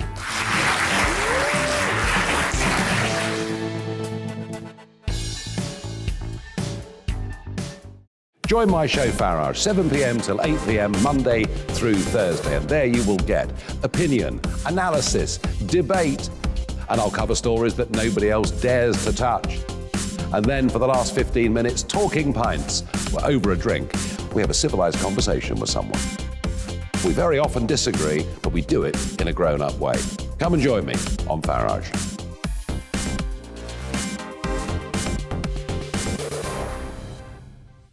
I'm Colin Brazier.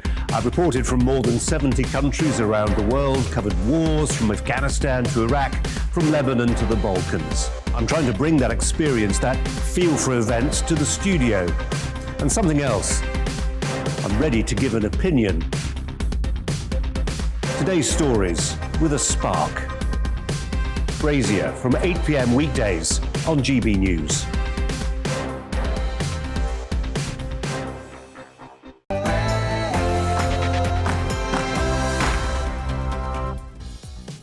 Good morning, everybody. You're watching To The Point on GB News with me, Patrick Christie's, and Inaya Folarin Iman, and we're here for another hour with a show stacked full of all of today's biggest stories and best guests as well. Absolutely. Well, make sure that you get in touch with us as usual, gbviews@gbnews.uk. We'll be reading that all throughout the show, but first, here's the latest news.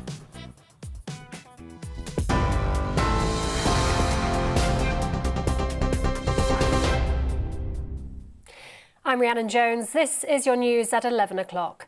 France has pulled out of talks with the UK over what they're calling Boris Johnson's unacceptable letter about the migrant crisis. The Prime Minister outlined a series of measures to deal with the Channel crossing in a message to his counterpart, Emmanuel Macron.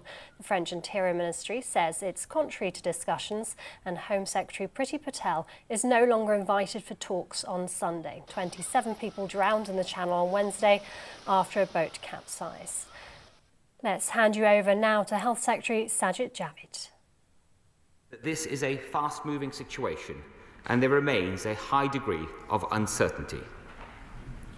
The sequence of this variant, currently called B11529, was first uploaded by Hong Kong from a case of someone travelling from South Africa. The UK was the first country to identify the potential threat of this new variant and to alert international partners. Further cases have been identified in South Africa and in Botswana, and it is highly likely that it has now spread to other countries.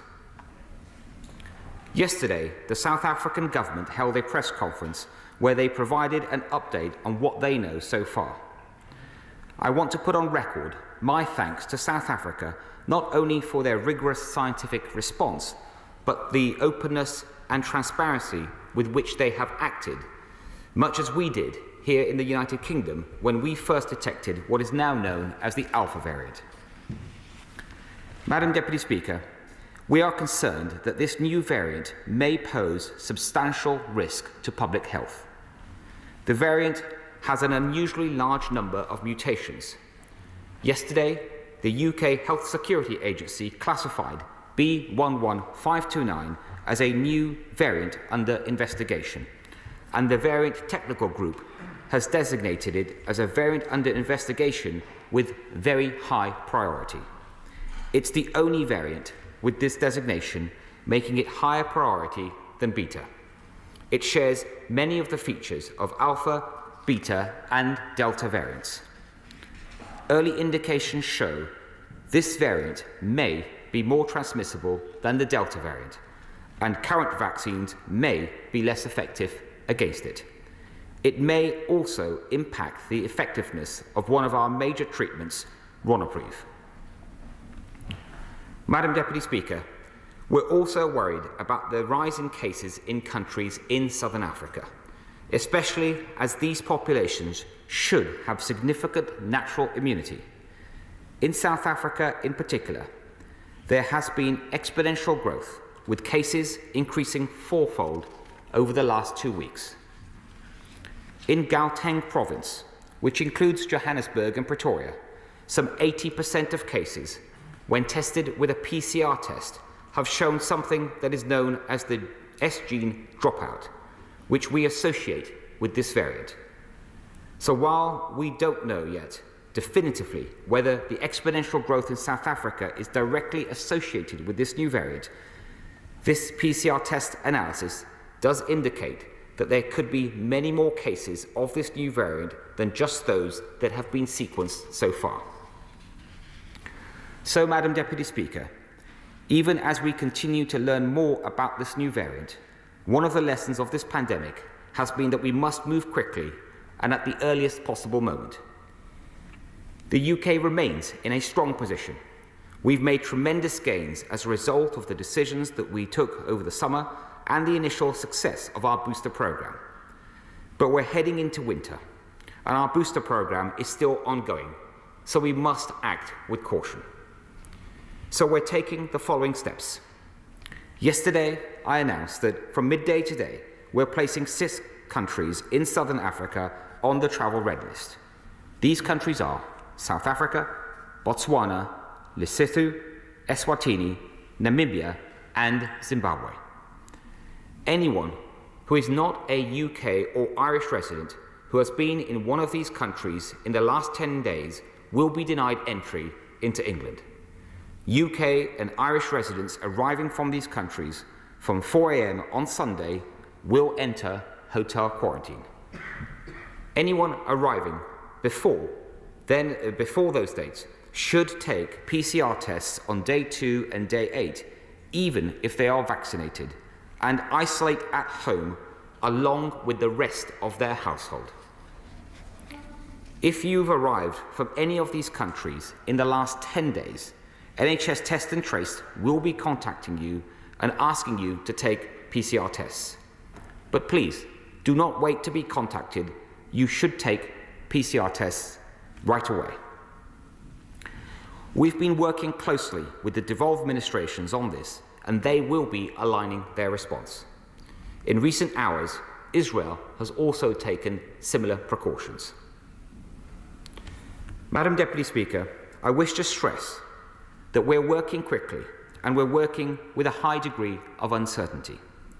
We are continuing to make assessments, including about those countries with strong travel links to South Africa.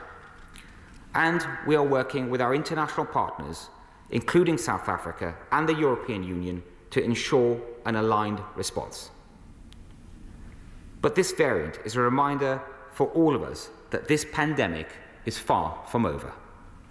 We must continue to act with caution and do all we can to keep this virus at bay, including, once you are eligible, getting your booster shot. We've already given over 16 million booster shots. The booster jab was already important before we knew about this variant, but now it could not be more important. So please, if you are eligible, get your booster shot. Do not delay. Madam Deputy Speaker, we've made great progress against this virus, progress that we are determined to hold on to. This government will continue to do whatever is necessary to keep us safe, and we've all got our part to play. I commend this statement to the House. Alex Morris. Right, well, that was, of course, Sajid Javid, our health minister there, giving his take and his statement, I suppose, really, on the emergence of this new variant. I think it's loosely been nicknamed the Botswana variant, but it appears to be quite prevalent in a variety of different African countries.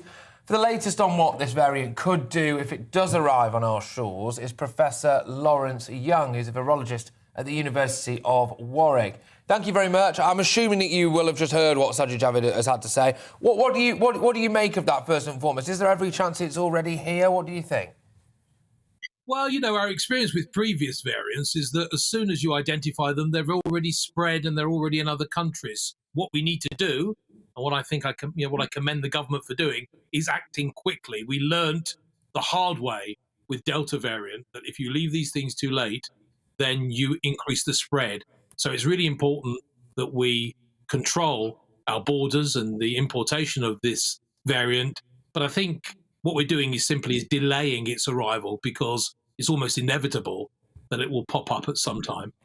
Yeah, I mean, on that point about us just delaying the inevitable, because we can take unilateral decision to kind of close borders, but other countries may take different approaches. And so then if people from that country then go there and then that country then comes over to here, it ends up still being in the UK. But is it still not effective to take decisive action quick and fast in order to reduce the amount of people coming with that variant as soon as possible? Yeah, absolutely. I mean, just to restrict the spread, but you're absolutely right. It's so difficult with a very infectious virus. And of course, we're still learning a lot about this. Remember that we don't know enough about how infectious this virus is and how likely this variant is to be able to dodge around vaccine-induced immunity. We just don't know that yet. But all the signals from looking at the viral genome, from looking at these mutations in what is the most heavily mutated version of the virus we've ever seen, tell us that it's something to be worried about and that we just need to be cautious. And I think, as Sajid Javid has just said, we're still in this pandemic. I know we've all got COVID fatigue and we just wish it would go away. But in fact, we're still living with it. We've only got to look at the number of daily cases in the UK. And what would be appalling and terrible is if we added into that current level of infection with a more infectious and perhaps a more dangerous variant. That's the point I wanted to get you on. I mean, is it more dangerous? Because, you know, to be honest with you, if it isn't, I don't really care. No, that's right. Well, we don't know, do we? That's the point. Right. The point is, we just don't know. We know from looking at the genome that it's got worrying telltale signs that we've seen in other variants that make those variants more infectious and slightly resistant to the vaccine. But we don't know with this one whether that's going to be the case. So it just needs to be looked at. And acting sooner rather than later is much better. Keeping an eye on the frequency of this variant as it grows and spreads in South Africa is important. Trying to prevent it getting into this country whilst studies are performed to look at the effectiveness of vaccination. These are important, but it's better to act early and act swiftly than to dither and delay. And sadly, a lot of what we've experienced in the UK has been dithering and delaying about things. At least we're not doing that on this occasion. Well, in just response to your point about the fact of what the UK is doing, when we do look across the globe, we've had a zero COVID strategy from New Zealand and Australia, which has not actually been effective. We've, at one point in the pandemic, you know, Germany was praised as this, you know, leading figure in terms of management, and now they are potentially going to make vaccines mandatory. We're seeing in Austria and other countries going back into lockdown again. I mean, does this not demonstrate that actually it's just almost impossible or incredibly difficult to really completely manage a virus, especially a highly infectious one that is constantly mutating? And should the conversation at some point shift away from emergency pandemic management to how we live our life going forward with the reality of COVID? Yeah, well, we are going to have to live with the reality of COVID, and it's likely to be with us for a very long time. And we can think of perhaps the best case scenario whereby we're having annual jabs, as we do with annual flu jabs, to protect us all. What we're in the moment, though, is still a pandemic that's really significantly impacting healthcare systems across the UK, actually, as well as across other parts of the world. And I think whilst we're in this panicky mode, when we're concerned not only about COVID, but the other winter pressures with other respiratory infections and what that means for health services across Europe, we've got to act swiftly, actually. And I think that means considering two things. This virus can be explained in two ways, and how we control it in two ways. One is human behavior and how we interact with each other, because that's how the virus spreads, person to person, and what the levels of immunity are in the population. So that means if we can get as many people vaccinated and boosted as possible, that will give protection, stop the virus spreading, stop people getting sick. And also, you know, we have to be careful about our behavior. And one of the concerns that obviously many of us have in this country is that people aren't wearing face masks in indoor, poorly ventilated spaces anymore. And they have sort of given up in a way and thinking that the pandemic is over. This is a bit of a wake-up call, actually. And we know from looking at what's happening in other European countries that restrictions around mixing are one way of controlling the infection when you're in panic mode and when your healthcare systems are being overwhelmed. Well, thank you, Professor Lawrence Young, virologist at the University of Warwick. Very fascinating stuff, and we will be keeping everyone updated as we get more developments in relation to this new variant. But now, GB views, there's lots of views coming in about all the different things we've spoken about today. There are indeed, yes, loads. Well, there's quite a lot for you to get stuck into, actually, wasn't there? We started initially by talking about Emmanuel Macron saying no to Boris Johnson's offer to do anything, really, to help to patrol the French beaches, to have joint air support over the Channel, all of this stuff. And then, obviously, Emmanuel Macron decided not only was he going to say no, he was going to actually refuse to allow Priti Patel to attend a ministerial-level gathering. Quite a lot of you getting in touch about that, quite angry, saying Emmanuel Macron's being immature. Darren thinks that actually, Emmanuel Macron's not our friend, he says, and I'm inclined to start to believe you. Well, there's actually been some very interesting views about the student debt that we talked about, the fact that hundreds of thousands of pounds in debt by quite a few students. A lot of people are saying, actually, we really need to be saying to young people, go get a job at 18 and build yourself up from there instead of actually getting into hundreds of thousands of pounds in debt. Other people saying, well, it's their decision. We all have to pay our debt, so should they. Well, that is a fair point potentially. Someone commenting on Black Friday asking if Black Friday is racist. I think if Black Friday's racist. Because of this Black Friday. Well, I don't know. Oh yeah, you're not allowed to call it that anymore. Yeah. Maybe they're going to come for Black Friday soon. Yeah, that's interesting. That's interesting. I actually saw an advert for Black Thursday. I was like, right, enough now. Come on. All right, enough. Yeah, lots of you talking about what we just played you there, which was live in the House of Commons. Sajid Javid giving his hot take on this new variant. It's important to listen to the words that Sajid Javid used. It's from Peter. Good point, this Peter. A threat to national health, more transmissible. At no point did he mention fatalities or more dangerous. And that's what I was asking that professor about just now, actually. You know, if this thing isn't more dangerous or more deadly, then why do we care? You know, and it may well prove to be, by the way. We don't know at the moment. It may well prove to be, and certainly it's a concern, obviously. But look, it's nearly Christmas, isn't it, everyone? And I think it's been about time for a new, more transmissible variant, hasn't it? Well, I wouldn't go that far, but I definitely think we shouldn't jump to conclusions about what the variant is. As you rightfully pointed out, actually, we still don't know. And so this fear that potentially is being kind of drummed up could be quite counterproductive or may actually end up being something that isn't really accurate. Exactly. Well, keep those views coming into us, gbviews@gbnews.uk. Great to have so many of you getting in touch. But after the break, we will discuss the prospect of household bills soaring by £60 a year. Really, is that soaring? Anyway, due to the failure of the energy supplier Bulb. But first, it's the weather. 60 quid a year. It's time to remind ourselves there's always another winter. Canary Islands sponsors the weather.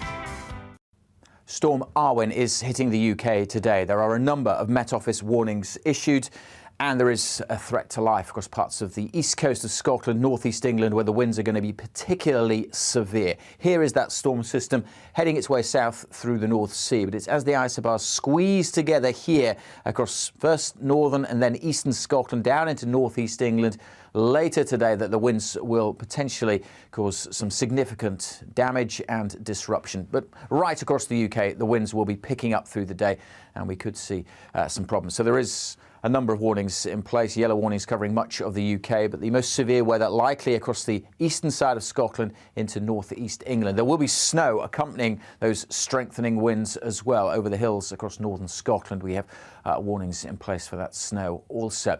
For the bulk of the heart of the country, plenty of sunshine around through this afternoon, some rain across East Anglia and the southeast, showers in the west. Feeling cold out there, and particularly as those winds strengthen. The strongest winds likely late afternoon into the evening down that eastern side of Scotland into northeast England.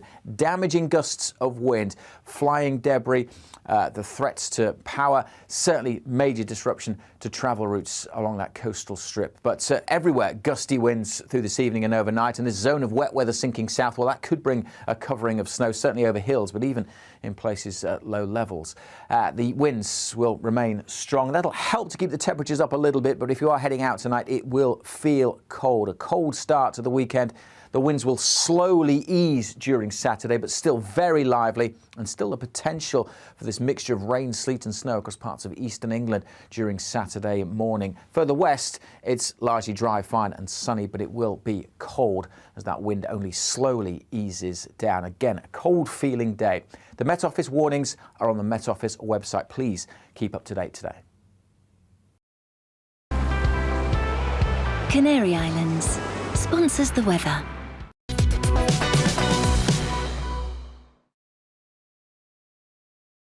You're watching GB News live across the UK and the world on our digital stream. GB News is Britain's news channel. We are the UK's home of discussion and debate from all perspectives. We are here for you. Don't forget to join our YouTube community by clicking on that subscribe button. And if you want the GB News app, you can click and catch up on programmes anytime. We love to hear from you, so email us. gbviews@gbnews.uk. Thanks for being part of the GB News family. My name is Andrew Doyle. Join me every Sunday evening at 7 p.m. for Free Speech Nation. This is a show where we address current affairs and news stories of the week with the help of two wonderful comedian panellists. I brought in comics because I want to give it a lighter edge, and also they work for less. See you there.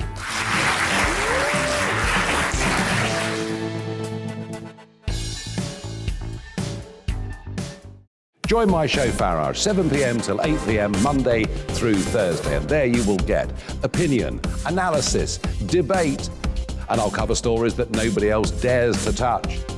And then for the last 15 minutes, talking pints. We're over a drink. We have a civilised conversation with someone. We very often disagree, but we do it in a grown-up way. Come and join me on Farage.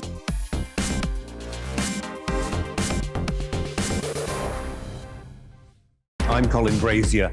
I've reported from more than 70 countries around the world, covered wars from Afghanistan to Iraq, from Lebanon to the Balkans. I'm trying to bring that experience, that feel for events, to the studio. And something else, I'm ready to give an opinion. Today's stories with a spark. Brazier from 8 p.m. weekdays on GB News. Join us for the Political Correction. We're here every Sunday to correct politics and put you, the people, back in charge. We talk about all areas of the United Kingdom, including Northern Ireland. Our debate goes way beyond the Westminster Village. It's about the real country. It's about your opinion. So please, we want you to tell us what you think. This is the Political Correction. Every Sunday morning from 10 a.m. here on GB News.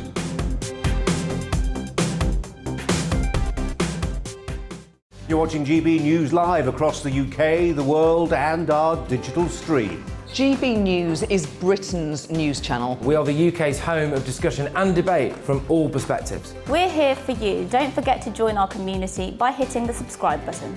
And download the GB News app so you can click and catch up on programmes anytime. We love to hear from you. Email us at gbviews@gbnews.uk.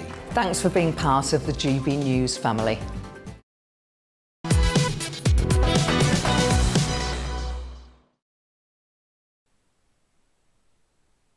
By as much as £60 to pay for the fallout of the energy supply bulb as UK gas prices continue to skyrocket over winter. The company was placed into administration yesterday, and the government has pledged to set aside £1.7 billion to keep Bulb's 1.6 million customers warm over the winter. Bulb will be the first company to use the special administration scheme, which is a contingency system that was designed to temporarily support energy suppliers deemed too big to fail. Yes, well, joining us now is financial expert and founder of moneymagpie.com, Jasmine Bertels. Jasmine, thank you for joining us. It does seem like, energy prices are rising, the cost of living is increasingly going up. Is this a big worry for homes and families as we enter the winter? It is a worry for families, and as ever, it is particularly the most vulnerable who are being hardest hit because it's, as you mentioned, it's energy, heating your home, and it's petrol in particular, and to some extent, it's food as well. So you're talking the basics. If you have a car and you need to use your car, you will already be seeing your costs going up. So for the most vulnerable, and that is in particular, I would say, single parent families, it is in some cases a question of whether to heat and eat. And what can be done about this? I mean, there's been discussions and conversations about, climate change and whether or not we need to be insulating the country and things like that. I mean, what can the government do, if there is anything that can be done, in order to make sure that people don't have to make that horrible decision between eating and heating? Yes, quite. It is a difficult thing for the government, I will admit that. With the issue of climate change, of course, many people and a lot of energy companies say that one of the reasons that their prices have had to go up was because of the climate change elements that they've had to introduce. Governments, various governments have said you've got to do X, Y, Z, make your energy greener, and that has increased their costs, which they've given on to us. Nice of them. But then, of course, energy, certainly gas prices are quite cyclical. I mean, as last summer, you couldn't give gas away. It was so cheap. Nobody was using it. Now we have some problems with supply chain problems and, various issues. For example, things were made a little bit worse just recently by Germany blocking the gas pipeline from Russia. Everybody thought that we might actually get more gas coming there and that would bring prices down. So there are issues, if you like, at a top level that potentially our government could do something about on the global scale, but some of it, of course, is out of their hands. Otherwise, I think that probably we need to have some extra money given to the most vulnerable over the winter, because of course, we have this perfect storm of prices going up, but the cold weather setting in, and certainly today we've seen the cold weather definitely set in. So just as there is a cold weather payment for the elderly, we could do, I think, with more extra payments, possibly on a local level from local councils, more regular and larger amounts given in emergency situations to more vulnerable families. The cost of living just seems to be incredibly high, just going up. And I think we kind of touched upon the kind of climate change question. It did seem during the kind of COP26 conference that all of these promises were going to be are made, but actually it is the ordinary person that's going to have to fit the bill. And there doesn't seem to be any move in any other direction other than more expenses, taxes and bills being met on ordinary people. Yes, and I think it's time that we woke up to the fact that much of these price rises, of course, we have price rises because of increased demand and supply having problems. So that obviously will bring up prices. But overall, what we have and what I think we are coming into next year, the year after, is even greater inflation due to what they call quantitative easing. In other words, printing money, although they don't actually print it, it's more sort of bips on a screen. But the more money that is being printed, and we've had an absolute bonanza of money printing over the last 2 years. Frankly, we started it really properly in the financial crash, 2008, 2009, and it's never stopped. But over the last couple of years, it's just gone insane. It's 20 billion a month being printed.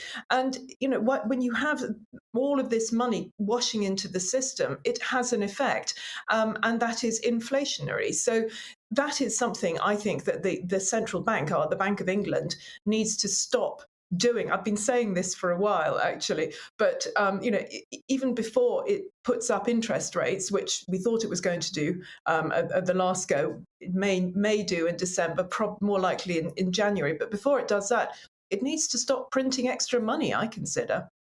Yes, OK, now just veering away slightly from the topic that we originally got you on to talk about, today is Black Friday, so shoppers everywhere will be essentially fighting each other for knock-off televisions in shops right across the country as we descend into total chaos.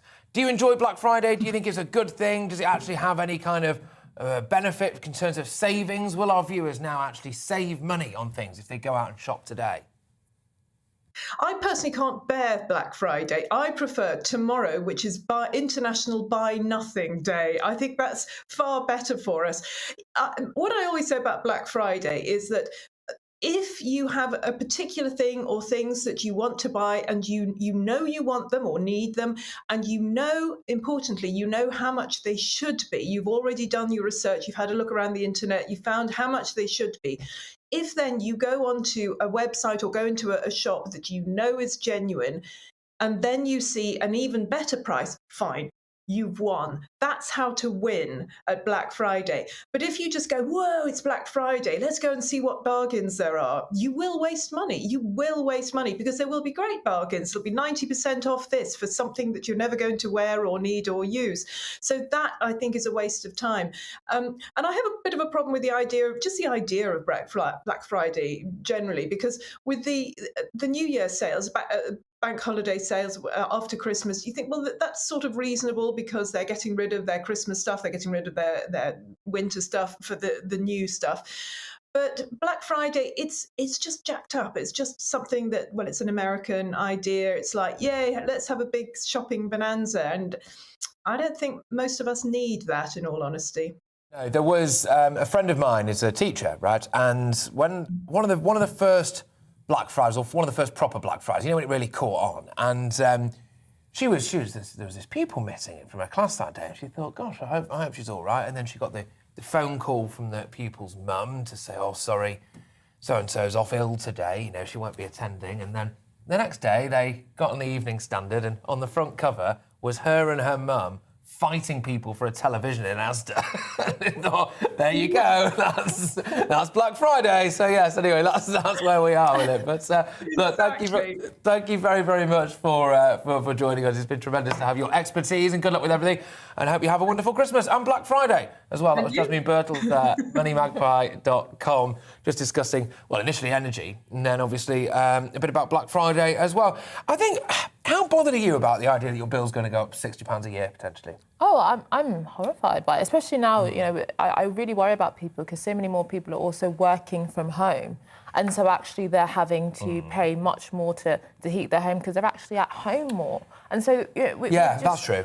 So there's just so much more expenses. We've obviously had the national insurance increase, and the government hasn't ruled out further increases. And we know that, for example, with many of the policies in relation to climate change, from cars and low energy zones, there's going to be much more fines on people. I really think that the British public, if they are concerned about this needs to really be driven up the political agenda. Yeah, it's about how much money is being taken out of your pocket, isn't it, at the end of the day? And it's a bit creeping, I think. It's a bit creeping, you know. And actually, when you really break it down, how much more are you paying now for stuff, for household bills, etc., than you were even 2 or 3 years ago? I reckon if you broke it down, it'd be quite shocking, actually. Even the price of a pint's going up. Well, you know, it's like Clive Baker said, socialism for the rich and capitalism for the poor, which the rich profound. the rich get bailed out, but we have to, you know, all meet the costs. So yeah, it's true, isn't it? I quite like that, actually. I think, you know, I'm concerned, certainly this big green agenda, which none of us have been consulted about yet. I can understand that, obviously, you know, people would quite like us to not burn to death, and that's fine. But also at the same time, is the way that we're going about it correct? The tax hikes that we're going to see there, the cost of this big green agenda that we're having, you mentioned there, you know, also the congestion charges and this, that and the other. There's a lot going on, really. There's a lot of additional outgoings. And bearing in mind that the government also simultaneously initiated several policies that cost a lot of people their jobs for a while. And great. We've even talked about student debt, you know, and that's only up on the increase as well. So you just think ordinary people working hard, keeping the country going, you know, checking their pay packet and their actual disposable income is just reducing and reducing. And it's even things just like, you know, university fees, of course, school fees potentially if you're that way inclined, but even just basic stuff. School uniform costs have gone up. We did a story on this earlier in the week, actually, about how the government might have to impose essentially a bit of a cap, actually, on what you can charge for a school uniform. Everything is going up right across the board now. But anyway, get in touch with us, GBViews at gbnews.uk. But coming up, our North East reporter, Rachel Sweeney, will be telling us about Teesside Steel Company, Paraloy, securing a £15 million funding package. But before that, let's take a look at the news.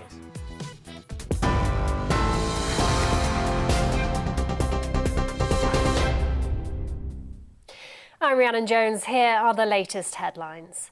Health Secretary Sajid Javid has addressed Parliament calling the new COVID-19 variant a huge international concern. The World Health Organization held an emergency meeting this morning. Strict travel restrictions will be imposed on 6 African nations over the new variant. Officials say it's the worst one we've seen so far.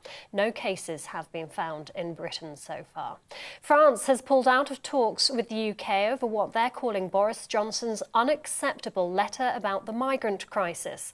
The Prime Minister is urging France to allow all illegal migrants crossing the Channel to be returned. 27 people drowned in the Channel on Wednesday when a boat they were in capsized. A 12-year-old girl has died following an assault in Liverpool city centre. Police say Ava White suffered catastrophic injuries shortly after the Christmas lights switch on. 4 boys, one aged 13, 2 aged 14 and a 15-year-old have been arrested on suspicion of murder. Extinction Rebellion are blocking roads outside multiple Amazon warehouses around the UK in Black Friday protests. A spokesperson for the climate group say they want to draw attention to what they're describing as exploitative and environmentally destructive business practices. An Amazon spokesperson said they take their responsibilities very seriously. And forecasters have warned of travel chaos as Storm Arwen is set to batter parts of the UK with 7 75-mile-per-hour winds. The Met Office has issued a red weather warning for wind in parts of northeast England and eastern Scotland from as early as this afternoon. You're right up to date. I'll be back with more on all of today's top stories at the top of the hour. See you then.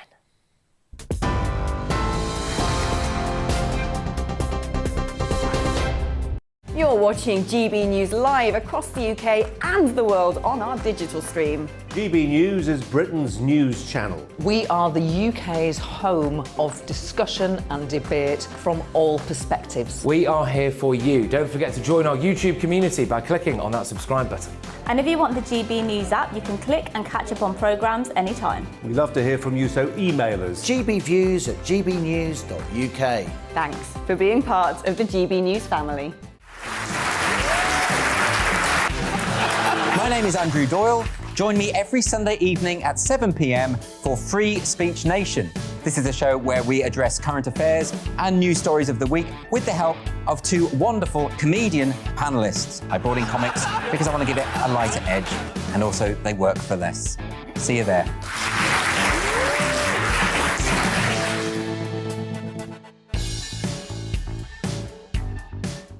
Join my show Farage, 7 p.m. till 8 p.m. Monday through Thursday, and there you will get opinion, analysis, debate, and I'll cover stories that nobody else dares to touch. And then for the last 15 minutes, talking pints. We're over a drink. We have a civilised conversation with someone. We very often disagree, but we do it in a grown-up way. Come and join me on Farage.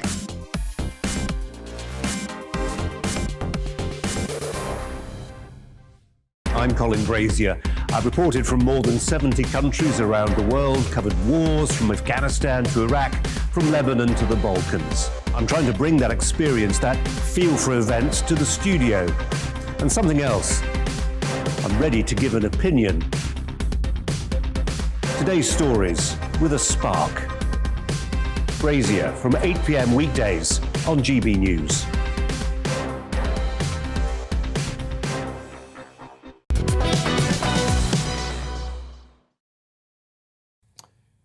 Yes, well, the first results of the North Yorkshire Police, Fire and Crime Commissioner by-election will be available this afternoon. And our reporter Kevin Larkin is there waiting for it. Kevin, thank you very much for putting in the legwork for us today on this one. What's going on there? Run us through it all. Well, yes, Patrick, we've had within the last hour or so the verification, so they're now moving on. They've just started the count for the actual counting of the votes, but they've just done the verification. So I can tell you that there were 86,973 votes cast in this election in North Yorkshire, out of a total electorate of more than 600,000. So the turnout is a pretty poor 13.94%. Now, that should mean the results here will be coming in sort of fairly early on this afternoon. Of course, this by-election was caused after the previous Conservative Police, Fire and Crime Commissioner for North Yorkshire, Philip Allott, had to stand down after he made comments in a radio interview following the murder of Sarah Everard, where he said women should be more streetwise and they should learn when they can and can't be arrested. He was battling on in that job for about 2 weeks afterwards, and then the North Yorkshire Police and Crime Panel, who didn't actually have the power to remove him, issued a vote of no confidence. That then upped the political pressure on Philip Allott, and he had to stand down, saying that if he were to continue to battle on for his job, that would remove attention being put on dealing with the issue of violence against women and girls across North Yorkshire.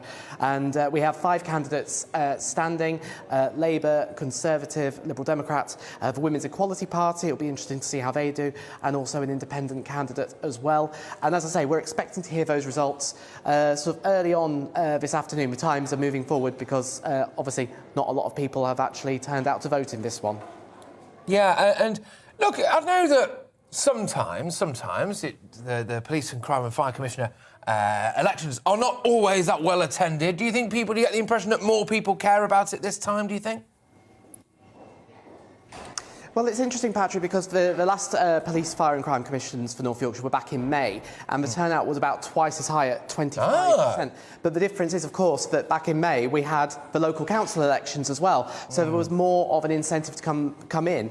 Whereas I think the difference here is that although the issues around Philip Allott and why he had to stand down after making those comments after Sarah Everard's murder were, of course, very well covered and reported, people may not necessarily have been aware of when the election was taking place.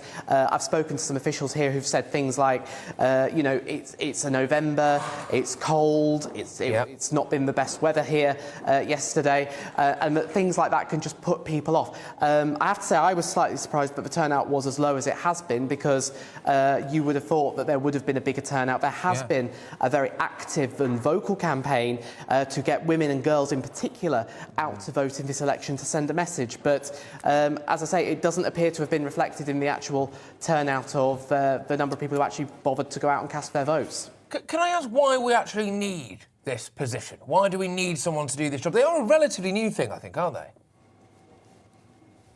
They are. They were brought in, I think it was about 2012, under the Cameron government, and the idea behind police, fire and crime commissioners was that you would have someone who would be overall responsible for policing in an area, very similar to, I think, how it's done in America, that you would have someone you could vote for to oversee the chief constable and put in some democratic accountability into that. That was the theory behind it. But we have seen that whenever we've had the police and crime commissioner elections, that the turnouts have been very low. So we have seen changes since they were first brought in about 10 years ago that, for example, here in North Yorkshire, the Police and Crime Commissioner also has responsibility for fire services.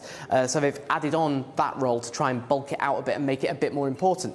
But what we have seen in other areas, for example, in Greater Manchester and West Yorkshire, that when they've had elected mayors like Andy Burnham and Tracy Brabin, but what they've done is they've taken the role of PCC and just merged that into the mayor. So you've got one person who's responsible for a lot more things as well. So I know that the government is looking at the role of PCCs to see what can be done in future, but it will be interesting to see what happens. But they are in place at the moment, and many PCCs would say they do offer a valuable service, providing grants to community organisations and being a voice for victims within the police and justice system as well. Kevin, you know, I have a theory. I don't know if it's not been tested, but I do wonder, you know, if some of the low turnout has something just to do with the way in which the policing has become increasingly disconnected from ordinary people. You know, police get drafted in from many different constituencies now. We don't have local policing in the same way that we used to, and that maybe there is a kind of sense of separation where people don't feel invested in the kind of policing as an institution in their local community.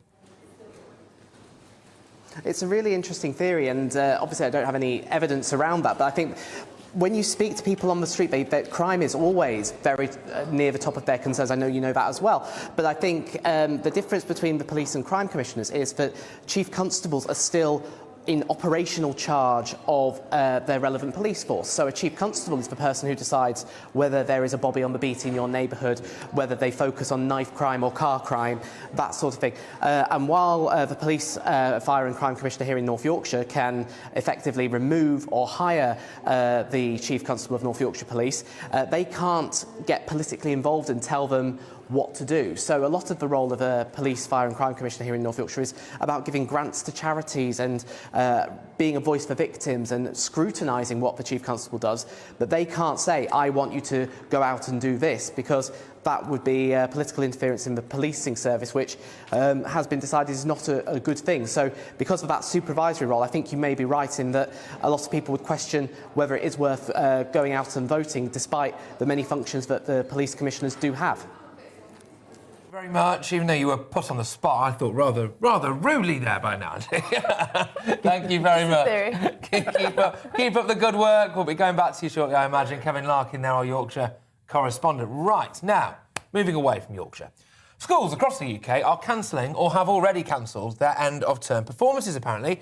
Large audiences and oh no, we won't have to sit through someone butchers Silent Night. But anyway, large audiences and backstage crowding are the last things head teachers wish to see before Christmas amid rising COVID concerns.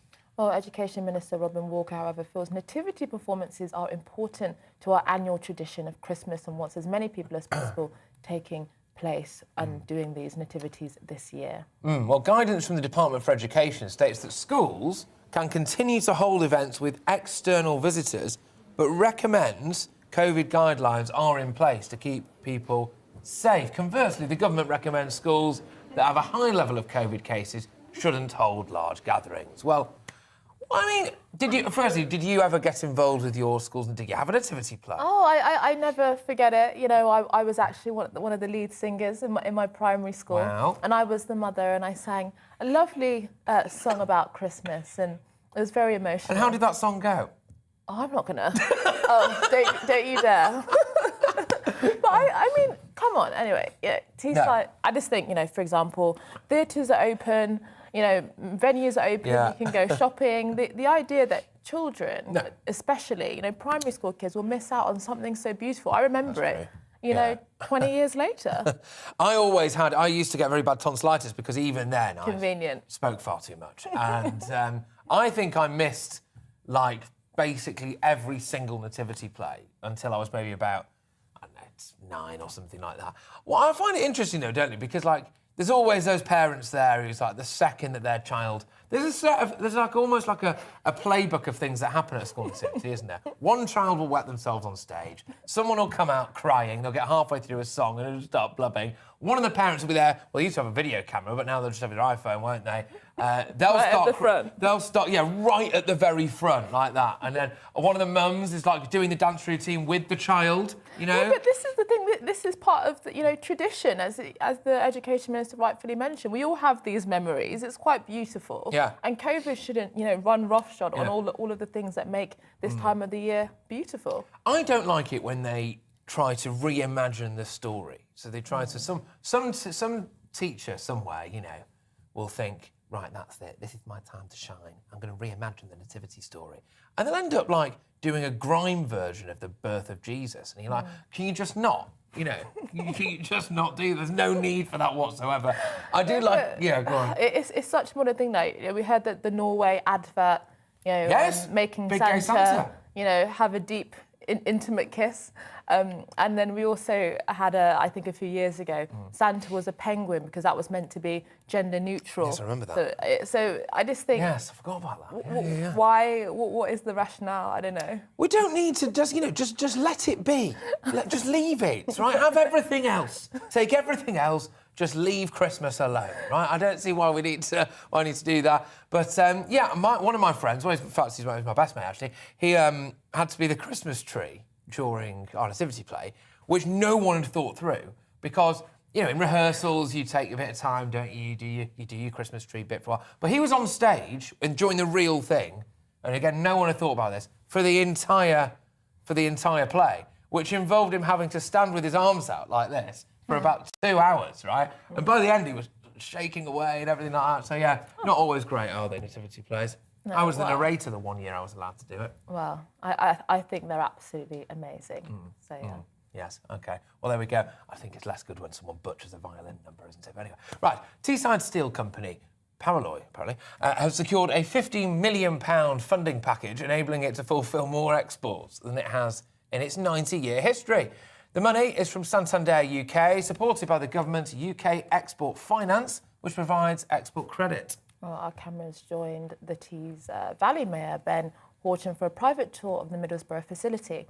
And as the North East of England reporter Rachel Sweeney tells us, this is very good news for local people. A team of 350 working from 3 factories producing high-end metal for a global market. This is Paraloy. A £15 million funding package enables Paraloy to fulfil the most exports in its 90-year history, with shipments to North America, the Middle East and Asia Pacific. But it's Teesside at the heart of the operation. Teesside has a rich history of metal, so we've in the past, we've had a long history of the right kind of skills in the area. It is a concern that we invest more in skills and training in the years to come with all the work that's going on. We've got over 30-odd vacancies right now in the business, so you know we are really keen on developing that side of the business. But the Teesside area has a good mix of fabrication, welding, machining, and all that kind of metallurgically related product. They've opened 2 additional sites and recruited more than 70 new staff so far. They're still looking for another 35 people, but will the jobs go to locals? 95% of everybody we bring in is regional, so from Newcastle down to sort of the North Yorkshire areas, and that sort of catchment area is where most people come from. I just love the frankness and the hard work ethic of the northern region. So it's been a great move for us. The northeast of England is truly a fascinating place to be at the moment. We are seeing record deals from businesses right across the globe. People want to set up camp right here on Teesside and across the northeast. It is stabilising our local economy. It is bringing in jobs, and the Paraloy deal is just one more cherry on the cake. The Tees Valley Mayor Ben Houchin has been visiting the site, and he says this is only great news for the people who live here. Well, it's incredible. I want more businesses like Paraloy in Teesside. I mean, they are doing some fantastic stuff, and it's great to see them access the UK export finance. So any business out there that is looking to export in the amazing way that Paraloy does right here, then they need to access that, because it's allowed them to take on more orders, be able to access new markets, grow their business, but also more importantly as well, grow their headcount, create jobs, but good quality, well-paid jobs, the types of jobs we need in this area. From a low-wage service sector economy to an area thriving on high skills and global exports, the world is watching Teesside. The world is indeed watching Teesside. There you go. Rachel Sweeney there giving us that report, and thank you very much for it. We're going to finish the week with a delve into the terrifying world of my inbox, GB Views, at GBNews.uk. There's loads of you been getting in touch, and especially about what's been going on in the channel. Someone said that please get Anaya to sing.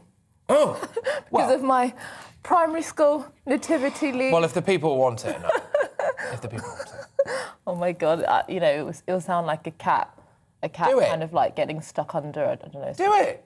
Oh God, no. No? No. It's just you brought it back up. I thought this was leading somewhere. I was going to ignore that email. I wasn't going to do anything about it. And now you've double disappointed the nation. No, fair enough. Maybe next time. Someone got in touch earlier. Actually, they sent me a message. I might mention my new show. That's okay. a good point. All right, get that out of the way. Yes. Well, on Saturday, 6 to 7 p.m, the first of my new show, The Discussion, and we'll be talking about the big cultural, political and moral questions of our time, from sexual freedom to the environment to democracy to all things. So please check it out. This Saturday, 6 to 7 p.m. This Saturday, 6 to 7 p.m, The Discussion. Right, yes, fantastic. Absolutely. I'll be locked in. Will there be singing? Oh, I can't promise that, but maybe if you tune in, you'll find out. Yeah, someone messaged me earlier, actually. We were speaking about this new mutant ninja variant. Oh, that's just John Fury there. Some mutant ninja variant that's been that's taken. Thought my phone was telling me it was going to fight me. Someone messaged me and said, "This is a really fascinating point, actually. Interesting question on the travel ban. Right, a lot of insurance policies now are null and void when you're in a red list country. And what apparently happened to this individual's mum is they were in the air en route to a red list country, well, now a red list country, when it became a red list country, and their travel insurance was null and void." Shocking stuff, that, isn't it? I think. Yeah. I mean, there's all these things that we find out in terms of people being, left under the bus. I mean, one of the things that I think is still hugely not been addressed, which was the recently self-employed people that didn't qualify for any money, or people that had a huge amount of savings during the pandemic didn't qualify for universal credit and basically had to just fit the bill for the pandemic. I think it's really worrying how many people are left through the cracks. No, absolutely, and I think this is a big issue. I've got a holiday booked in January, and I'm quite scared. I'm not telling you, you should follow me, but I'm quite scared about whether or not I'm actually going to go. You think you can get everything sorted. It's got it involves a transfer of a flight. Well, what if the rules in that country are different? So it takes a lot of preparation. Before, you just used to pack a bag and go, didn't you? And now you've got all this stuff. What if, despite being completely symptomless, I'll get to the airport and I test positive? And the dream is shattered, isn't it? The dream is gone. So good to hear a successful story for a change about this massive investment in Teesside. Keep it up. And that's from Alex. Thank you very much. It's nice to have a little bit of good news, isn't it? I think sometimes. Well, someone said about Black Friday, not much good comes out of America. Well, it is an American import, and it does seem, we do often take some good things from America, but also many of the negative things, culture wars, consumerism, all of those types of things. And I think actually it's not always good to take everything America does. No, well, there you go. You heard it here first. Yes, interesting stuff. Well, look, I just want to say thank you very much to everyone who's been tuning in, not just today, but over the course of the week. It's been great to have a lot of your views and really do value them as well. GB Views at gbnews.uk. I think it's great to be able to kind of sense the community, really. So thank you very much. I hope you have a fantastic weekend, everybody who's watching. And that is now it from us here at To The Point. But don't go away, because what's coming up? The briefing with Isabel Oakeshott. And make sure you check that out. And also, Saturday, 6 to 7 p.m, the discussion with me. It's time to remind ourselves there's always another winter. Canary Islands sponsors the weather. Storm Arwen is hitting the UK today. There are a number of Met Office warnings issued, and there is a threat to life across parts of the east coast of Scotland, northeast England, where the winds are going to be particularly severe. Here is that storm system heading its way south through the North Sea. But it's as the isobars squeeze together here across first northern and then eastern Scotland down into northeast England later today that the winds will potentially cause some significant damage and disruption. But right across the UK, the winds will be picking up through the day, and we could see some problems. So there is a number of warnings in place, yellow warnings covering much of the UK, but the most severe weather likely across the eastern side of Scotland into northeast England. There will be snow accompanying those strengthening winds as well over the hills across northern Scotland. We have warnings in place for that snow also. For the bulk of the heart of the country, plenty of sunshine around through this afternoon, some rain across East Anglia and the southeast, showers in the west. Feeling cold out there, and particularly as those winds strengthen. The strongest winds likely late afternoon into the evening down that eastern side of Scotland into northeast England.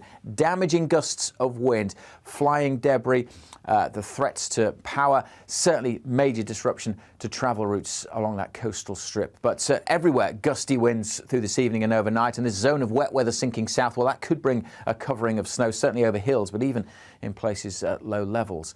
The winds will remain strong. That'll help to keep the temperatures up a little bit, but if you are heading out tonight, it will